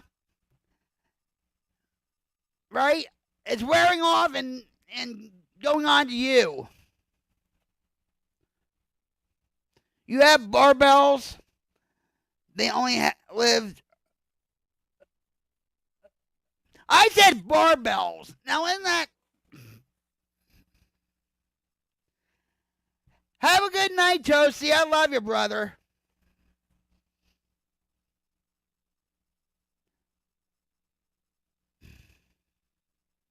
Let me give you a cyber hug. Have a good night's rest. Have sweet dreams. Cyber, sweet dreams. Wrestling. Hug. What's barbells? Here we go again with pronouncing of the words.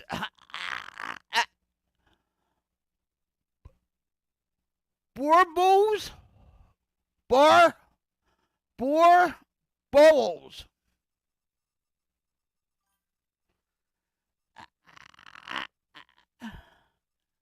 They're a massive type, the Roman war dogs. Actually,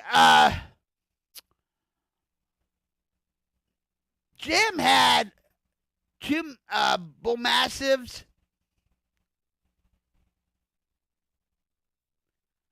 Oh, so Family Guy's a lot better than me? Really? Have fun. Yeah, Family Guy's is a lot quieter than I am. Yeah, Jim had bull mastiffs like Cody and Anara, but I always thought of bull mastiffs like pit bulls. And I said, oh no, And he said, no, they're different. I said, yeah, but they have pit bull in them. He said, no, it's the way you treat them. Because I've had friends from my past that had pit bulls, and we would, give him beer, and his bowl, and just do other things and whatever. This is in my past, by the way, right? And we thought we were cool and all that stuff. But I should sleep too. I have a bunch of stuff to do tomorrow before this housewarming barbecue on Saturday. Thanks for helping me out, Rocket. If you need anything, Robert, I love you. I love your wife too.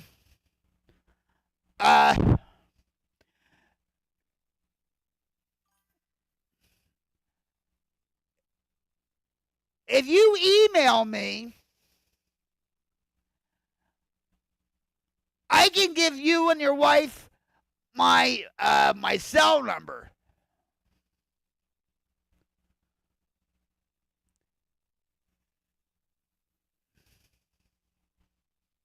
If you want. But if that makes you feel uncomfortable, don't worry about it. We'll just talk on here. Okay? Talk about it with your wife and stuff and say, Rocket wants, you to have her number and me to have her number too, and just in case some, you know what I mean?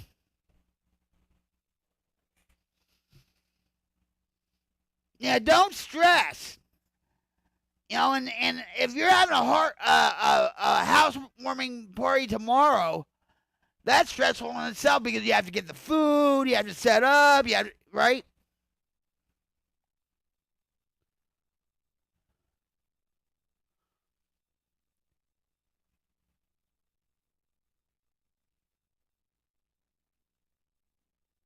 Put it up. I'll screenshot it, then you can delete it.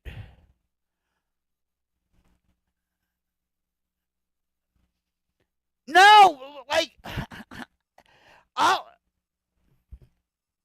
no, you send me an email.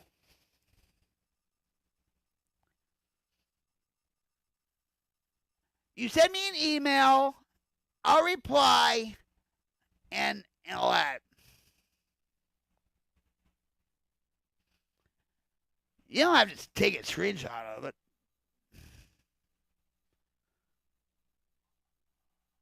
Or you can explain it to me later. And all that. You know what I mean?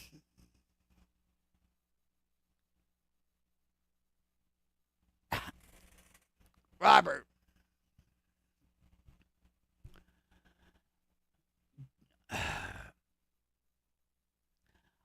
Okay.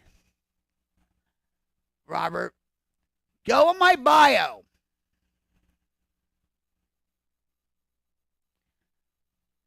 Go in my bio.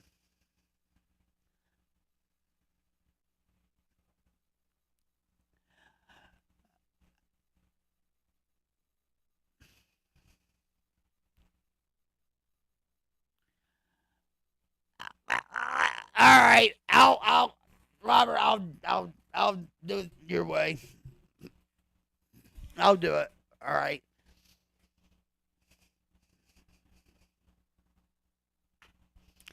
Take care, my friend. Sleep well. When you go to bed, just think pleasant thoughts. Just, life is good. All right. I have a very loving wife, right? Just, think good thoughts. positive thoughts, and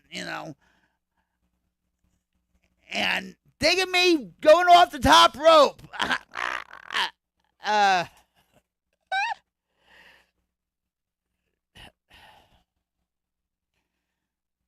don't think you want to do that because I'll get your adrenaline going.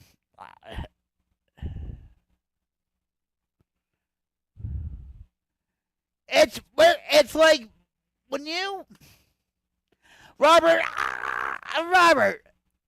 I'll do it. All right, hold on. When you,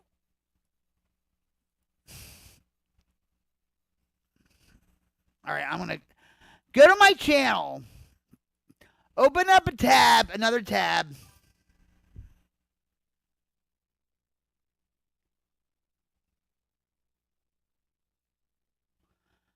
Okay. All right, open up another tab. You're going to see Rocket Queen 71, right? Right. Now it says more. Right? It says, hi, everybody. How's it rocking? And then it says more. Click on that. Then there's going to be a description. Right? You go all the way down.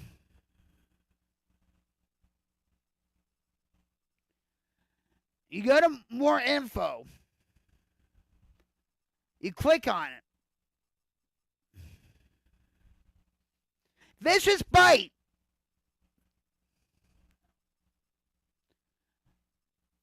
You click on it. And that's it. And I'll say, are you human, all that crap. But if you can't get, don't worry about it. I'll send you one. All right?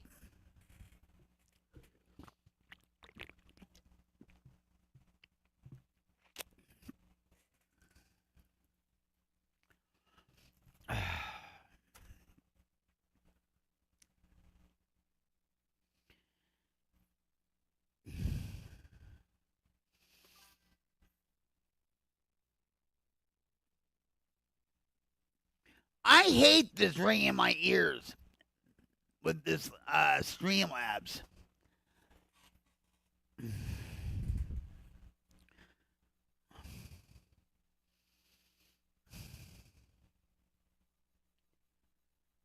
I don't know how to turn it off. Oh crap.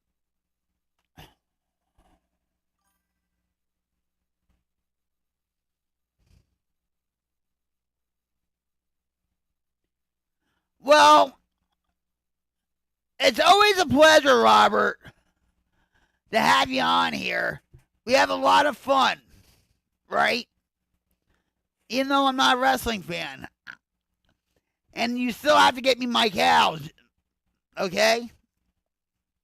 And when you get a cow, you're going to call it Rocket. Or Queenie or something.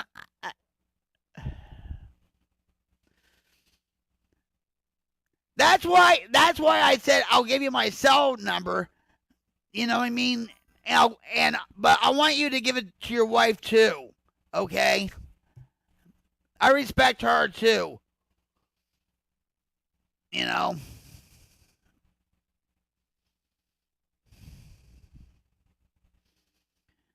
So have sweet dreams of me going off the top rope.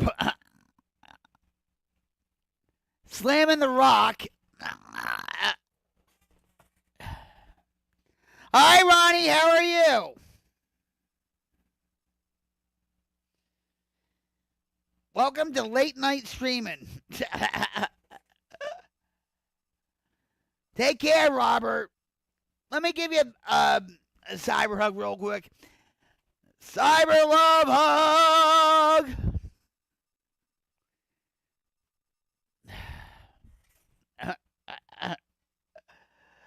Hi, Ronnie. How are you? Awesome to hear.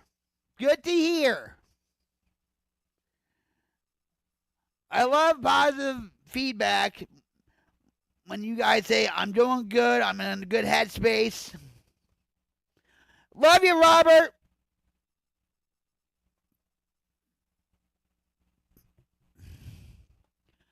I decided to come on here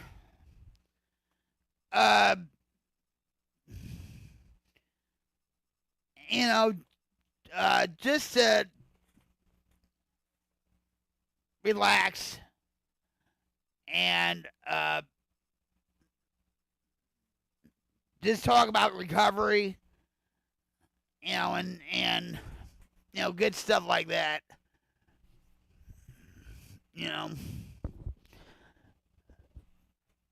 Everybody is going through a hard time emotionally. It's like they're emotionally drained. I find myself like that at times, where I'm emotionally drained. My husband Jim feels that way.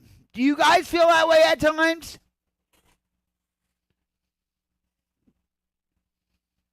I mean, sometimes with me, I'll drink like 2 cans of Java Monster and stuff. It doesn't do anything for me.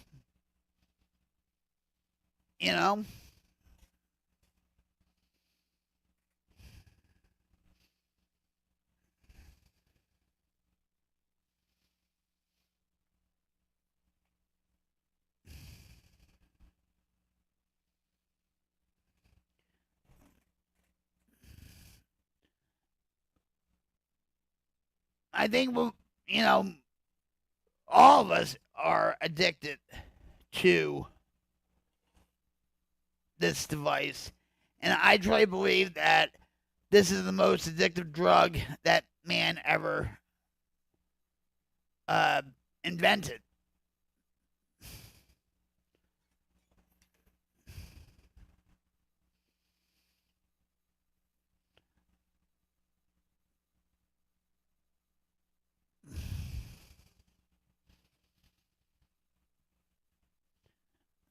It seems like we don't have any more free time. You know what I mean?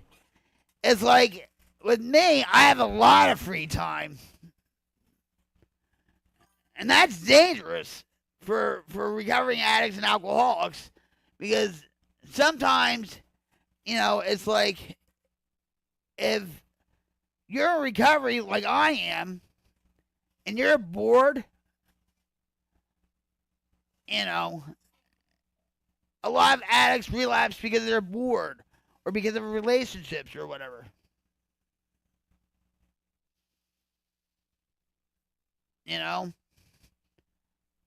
I get bored. I just don't pick up. I try to do things. Because like they say, idle hands is inviting to the devil's workshop, right?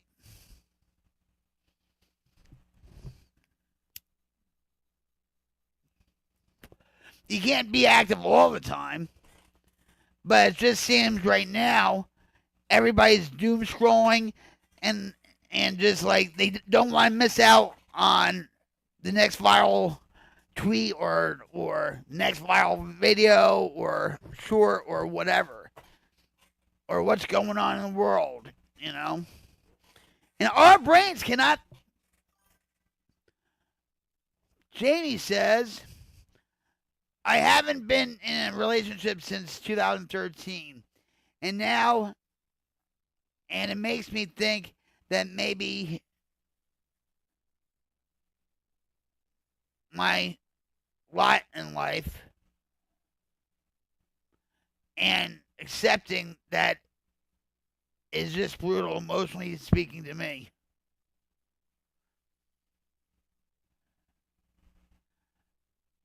All right, wait. I haven't been in a relationship since 2013, and now it makes me think that maybe my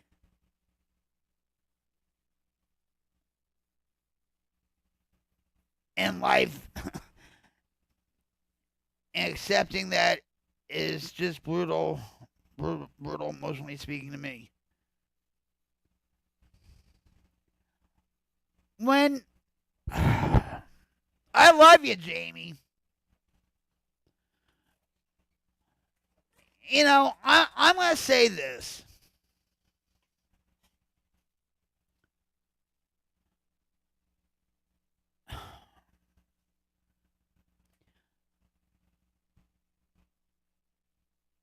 I know for me, when I relapsed, a lot of the times I was in relationships that were toxic, that were basically, you know, they were just for the drugs. Yeah, we cared for each other. Yeah, you know, whatever. But,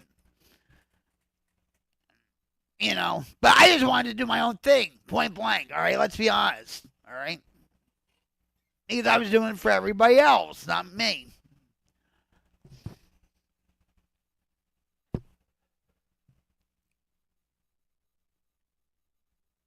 Ed, my husband that passed away 15 years ago, and for a long time, he was my enabler too. Like with the alcohol, okay? His mother was an alcoholic and all that. And my mom would tell Ed, don't give her any beer. Don't get her beer, don't, you know. And my mom used to be so mad at Ed, and sometimes she would call Ed on the phone and say, I want to talk to you. And we lived like a block away from each other, right? And I would see his truck parked at my mom's house. I'm like, what the hell is going on here? And Ed says, you're jealous of your mother. I said, no, I'm not. You know, no, I know my mom wouldn't do anything with him, you know. But she told him, don't give her any beer. Don't if she asks, don't do it, whatever. So 6 months before he died and all that,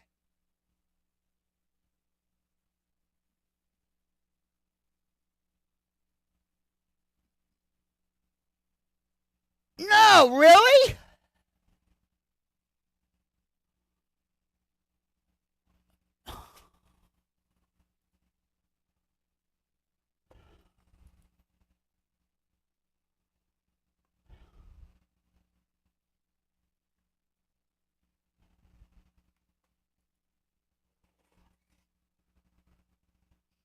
No, it's not. They have a tag on me saying the following may contain suicide or self-harm topics. And you press it.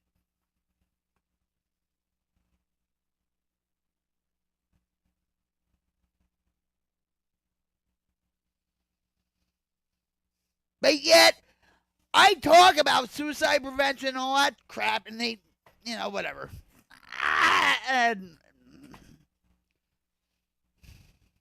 I'm sweating right now. It's getting hot.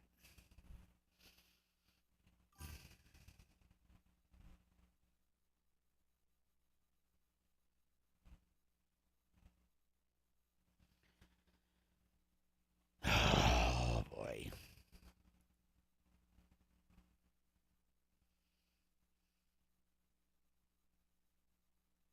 I think it's your phone, Dish, because Jamie just asked me a question or made a statement.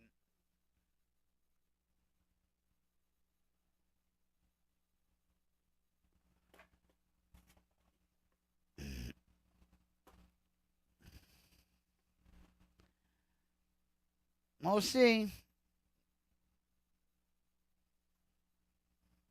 I'm still online.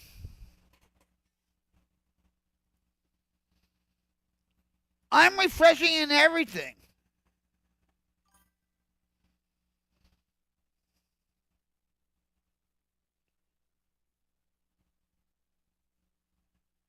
Jamie, you can see me on the vertical, right? I don't ask. What? This pan, go over in the vertical. Talk to Jamie.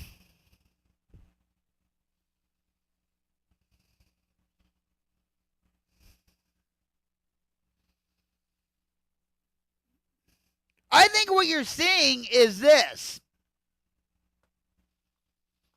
I will show you. You see this, right? They tagged me way from the beginning. Right from the beginning.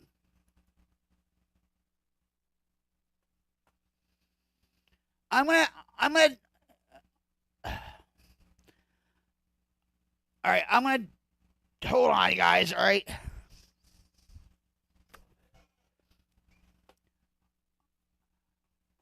Now, I'm gonna go on my channel.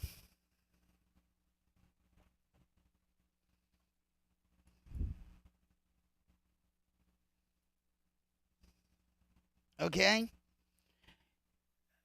You see two lives on top. You're hey, Dish. I'm on Jamie's smartphone today. Is that supposed to make me smarter, Jamie? Anyway, all right. So, watch. We're going to go portrait. That's where it is, right? You see that? Carney, wait, hold on, Carney. How's it going, brother? Hold on. Dishpan says he can't see me on vertical, right? And I'm like, they tagged me right from the beginning, Carney. But yeah, I talk about suicidal prevention and relapse and all that stuff, and they tagged me. How about that? But hold on. I love you, Carney. I hope you had a good day.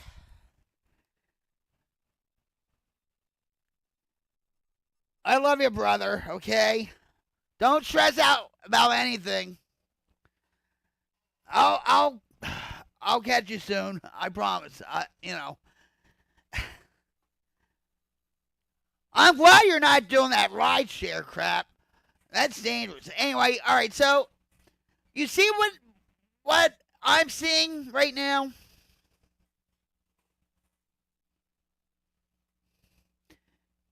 It says the following content may contain suicide or self-harm topics.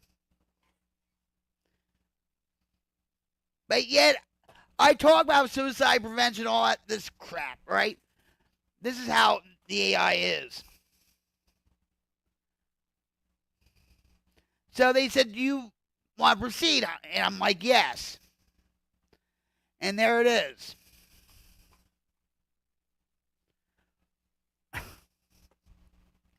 I have to laugh, I really do. It's all right.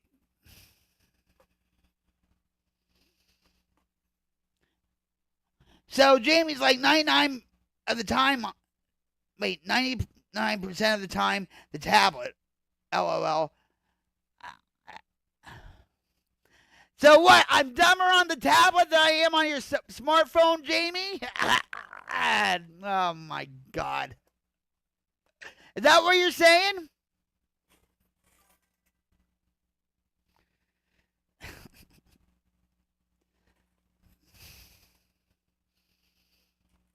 I have a tablet and stuff. I don't even use it. I bought it 3 years ago. I only maybe use it twice or 3 times. That.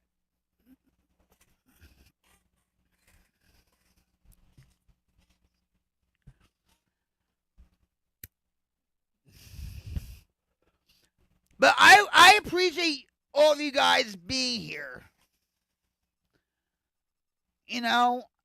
We're trying to do something bigger than ourselves, create a wildfire of change.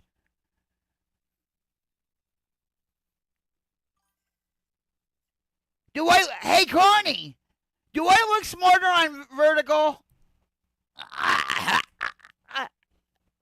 Do I look smarter on vertical? You accepted it when you made the decision to be you.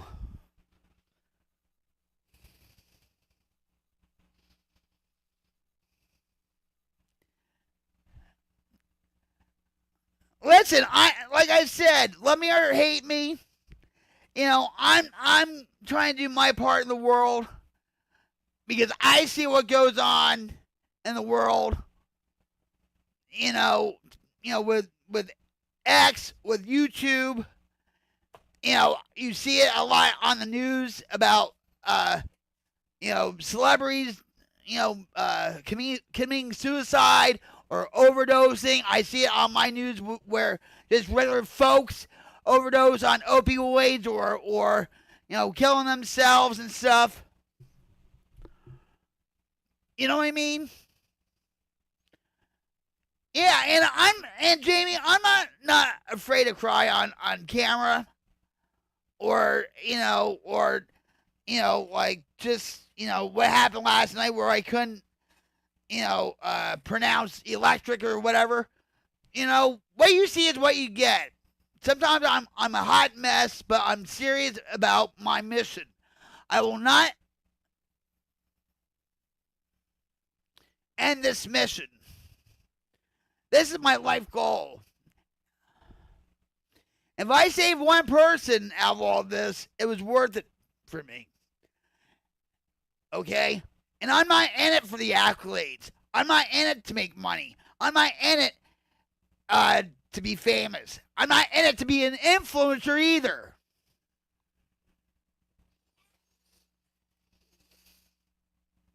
And that's the truth.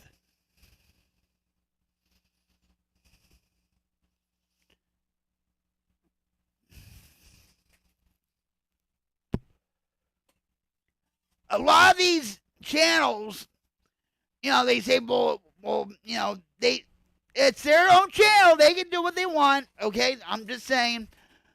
But it's like they don't deliver. Okay, and what you get is a negative atmosphere.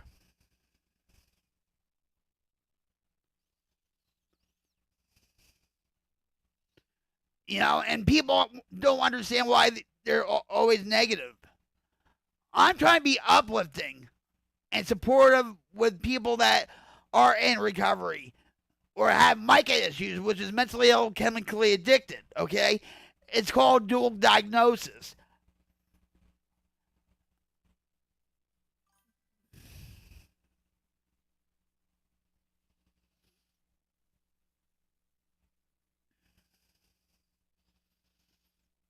I've been there where you're at in some form or another. The situation with maybe the drugs or alcohol might be different, but the feelings are the same.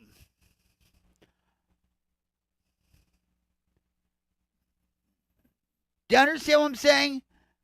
Maybe some of you drank because you were lonely or trying to fill that void. Me too. Or maybe you drank alcohol when you quit the heroin or the dope. Me too. That's why they say in the program, identify and don't compare.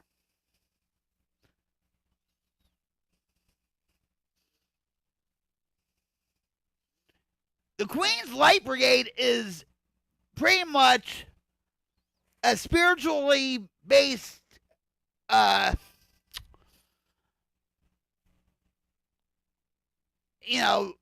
channel and all that, but it's a gathering place. It's a meeting place for you guys.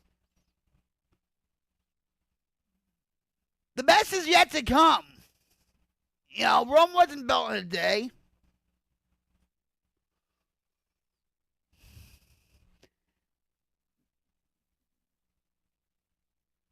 Bill! Boston! How you doing, Bill? Alright, so wait. Jamie's like, I don't want to be intellectually challenged in an environment toxic with one-upmanship and its final outcome. Screw that shit. recovery. I tell it like it is, though. Okay? And a lot of times people don't want to hear the truth. They want to be coddled. I know for me, I didn't want to hear the truth about a lot of things in my life. Especially when it came to addiction or having my kids be sent somewhere else. Thank God I was within the family, but my daughter got adopted out of the family, but I still had a relationship with her. Okay?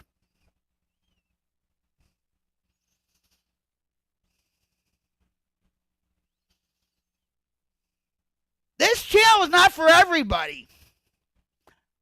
I get that. I understand that. If they want to be in a toxic environment to fuel their fire of rage and, oh, America sucks. Oh, let them.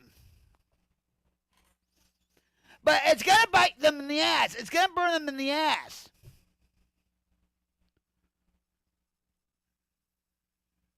You understand what I'm saying?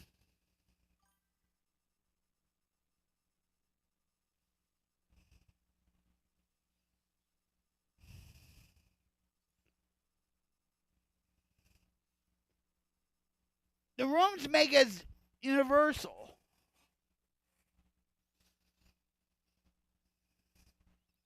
But now everything is being affected by wokeness. Everything. I was talking about that with Jamie yesterday, last night, or maybe the night before. You know?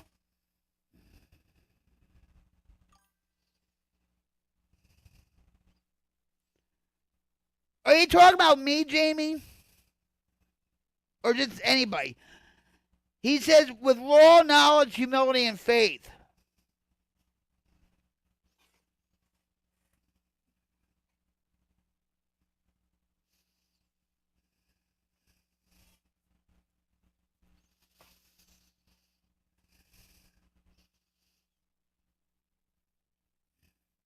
I think, too, Jamie, that's why a lot of people don't want to go to meetings anymore.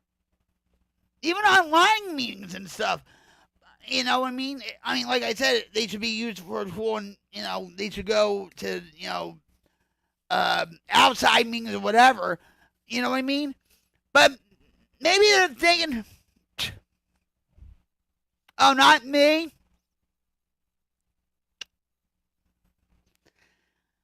I'm not smart enough.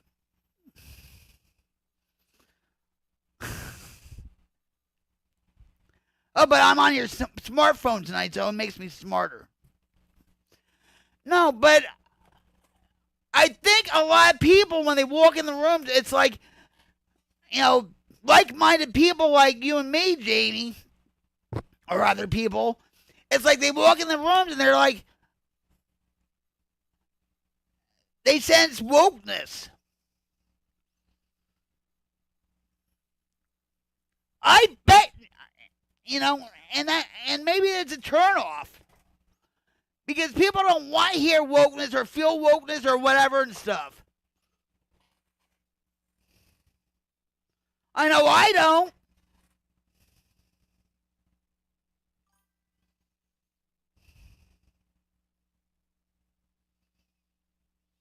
No, you weren't. No, you weren't. Get out of here. No, you weren't. No. I'm sweating, and I'm just. Hold on, guys.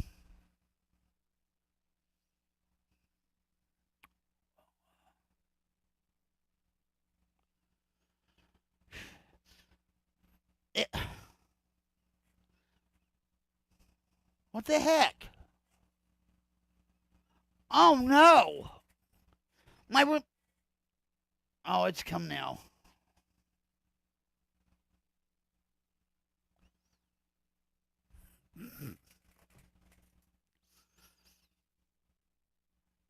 I'm sorry for being narcissistic, Jamie. I'm not trying to be narcissistic. Listen. when you guys show up and we actually have a discussion about maybe, like Robert came in with, saying,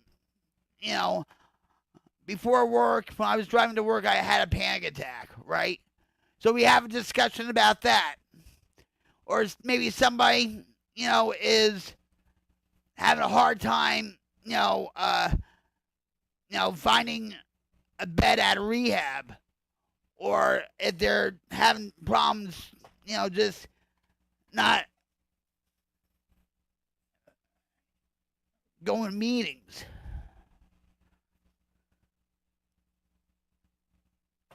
I've been there.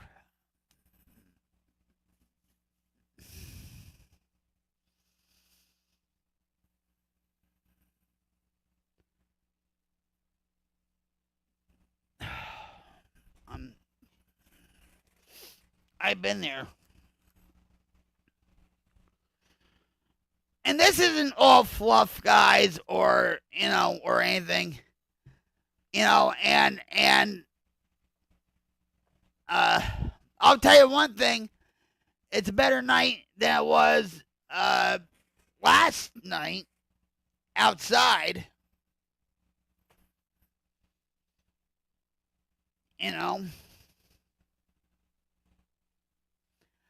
I want people, okay, get this. Oh, God, it just went down my... I want people to feel alive again.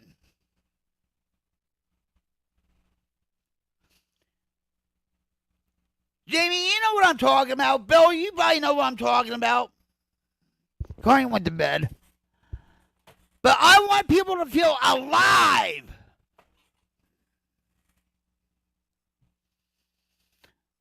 And ever since 2020, a lot of people are like saying, this whole world's changed, something's different. There's this big cloud, or something, it's like, you know what I mean? No, the woke people usually balance out their view of life, time, and camaraderie. Or you're there for someone, a ride, a couple bucks, an ear to listen to their silent rage unravel with raw emotion.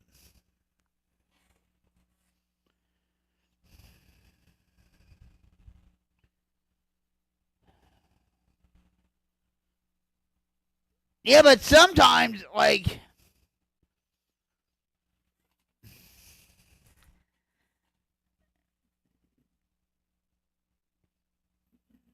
I'm talking about like the TDS. You know what I'm talking about.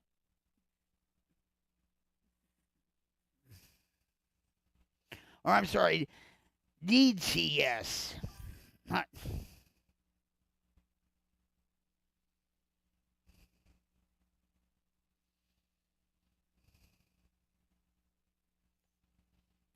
It is real.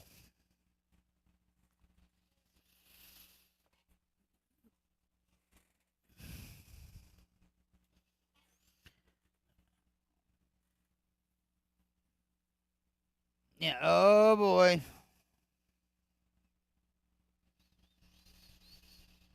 Yeah, I'm not gonna...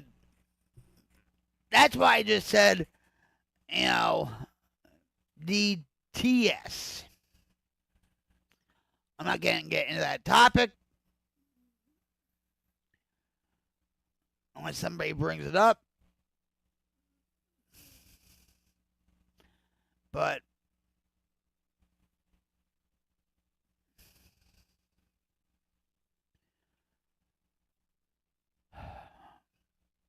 we're all in this together. That's how I feel.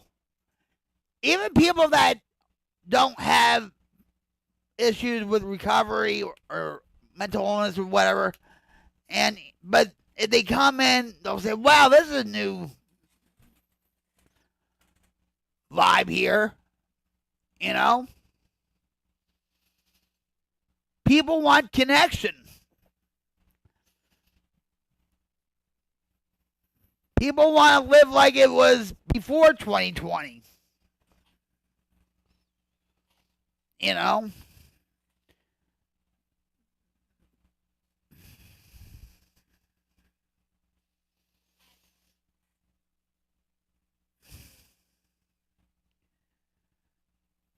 I grieve for the world before 2020.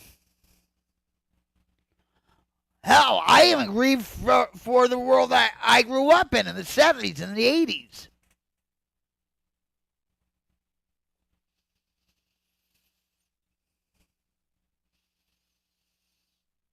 '80s state of mind.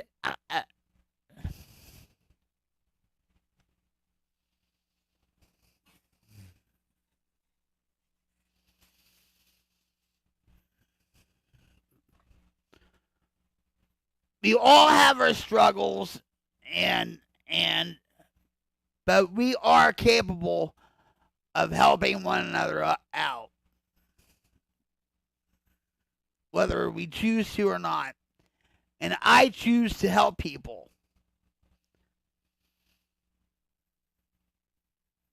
In order to keep my sobriety, I have to give it away.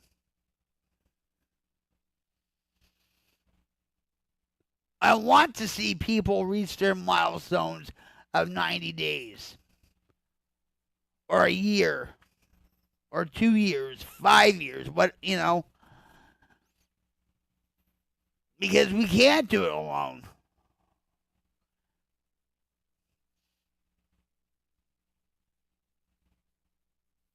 We can't.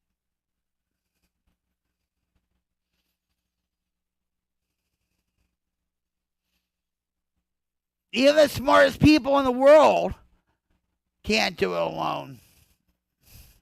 If they think they have recovery all figured out and all that stuff,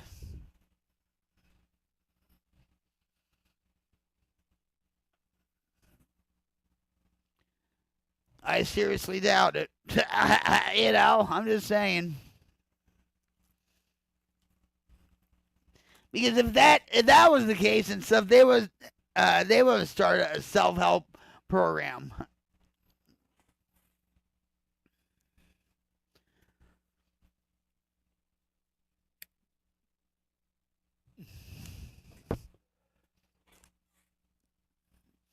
It's just crappy, when I go through YouTube or X or whatever, and people are so, like, they lash out on people and everything else, and it's like, for what? It doesn't matter. Just like when people come on here saying, oh, Donald Trump is the best president or whatever, because they want to get a reaction from you. It doesn't matter. What matters is what is said and done on this stream. No talk about politics. If you're stressing out about,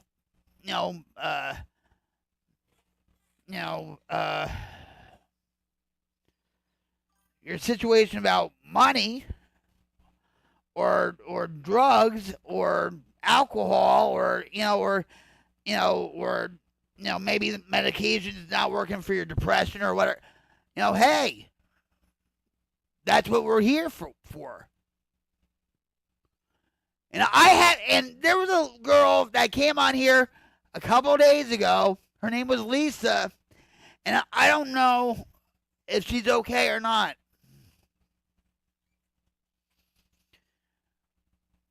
That's the downside to this. I'll admit. When people come on here and they ask for help, they don't know what to do. They're in a bad situation, a relationship, whatever. And it's like, well, we're here for you. And everybody in the chat was like, we're here for you, Lisa. I've had 30 years sobriety. I have 15. I have 20. It was an amazing thing to see. And then the other night, she came on. And, you know, I hope and pray she's okay.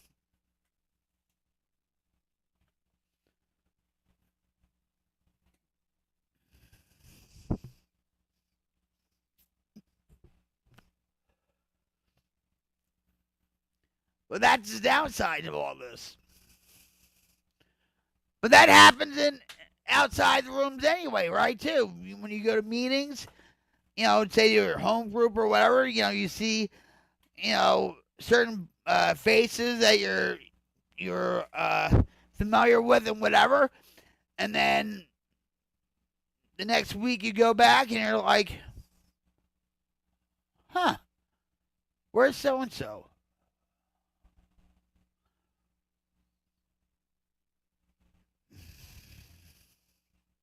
So,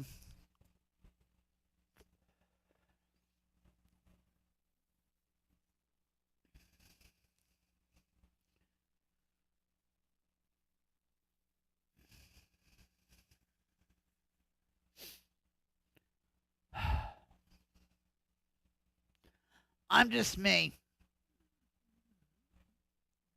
You know, I'm nobody special or anything.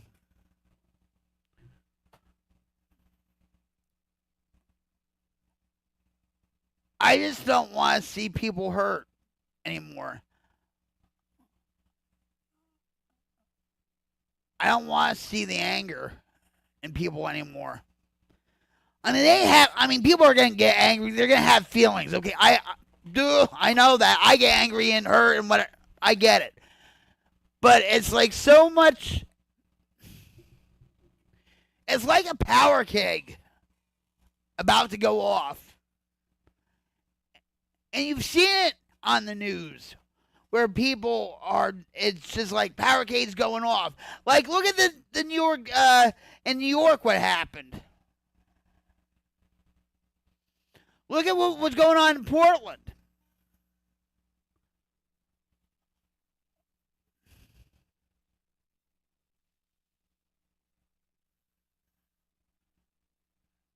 And in New York, it was a celebration with the Knicks, and here they're acting like, you know, heathens and banshees and,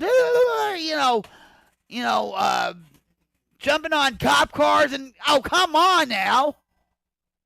You know. People have lost it. They have lost their common sense. Their common sense, their dignity.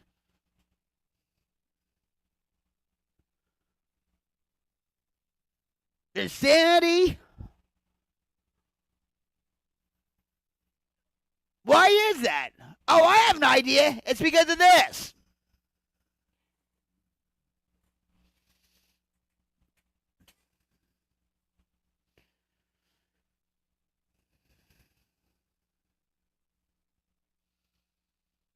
And it all starts at home, too.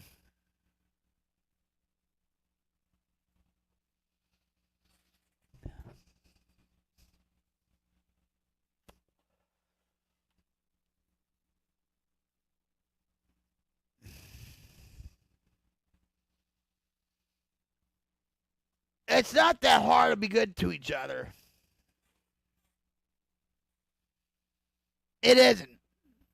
People choose to be crappy to one another because they don't get any validation in their life, so they're gonna, you know, and it's usually because they like what they see, and they said, "Well, I could be like that. Well, why can't I be like that?"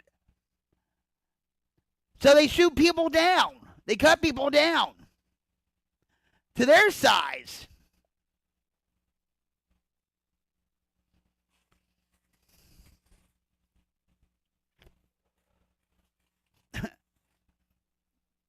I used to do the same thing at times, I'll admit.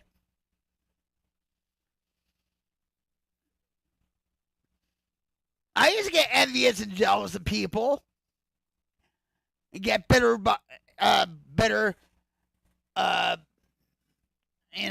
at the world. chip on my shoulder and all that crap. Did it get me anywhere? No.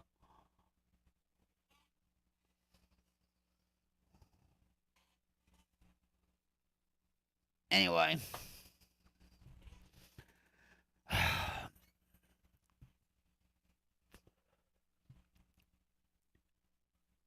I want you guys, okay, and gals that are a part of the Queen's Light Brigade to spread your wildfire and do random acts of kindness.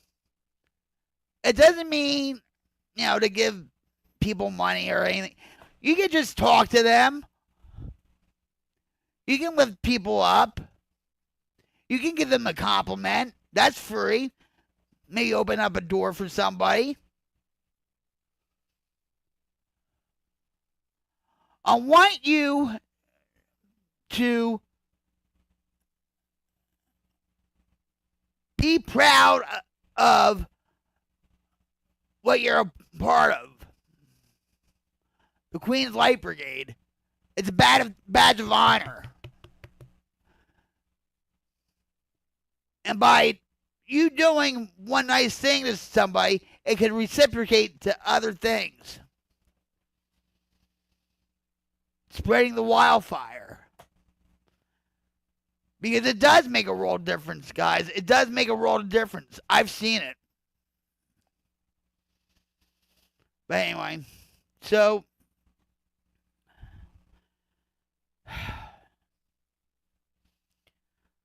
we gotta do better. I'm not just saying for you. I'm saying for me too.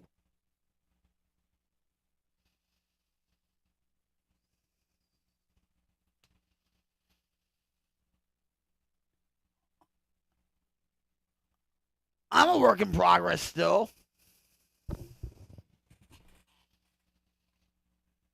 I'll be a work in progress until they put me in the ground.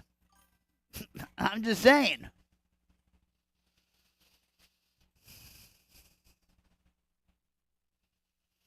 So, I love you guys.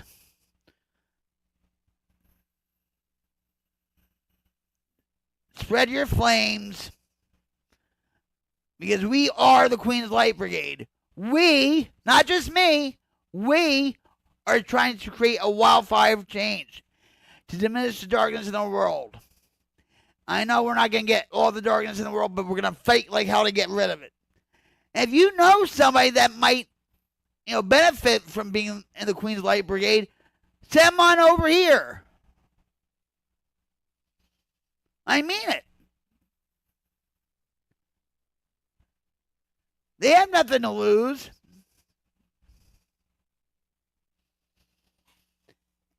And by me sharing my story and by you guys sharing your story to me, we're helping each other out. So it's a win-win situation. It is. So, let's put the word human back into humanity. Do random acts of kindness.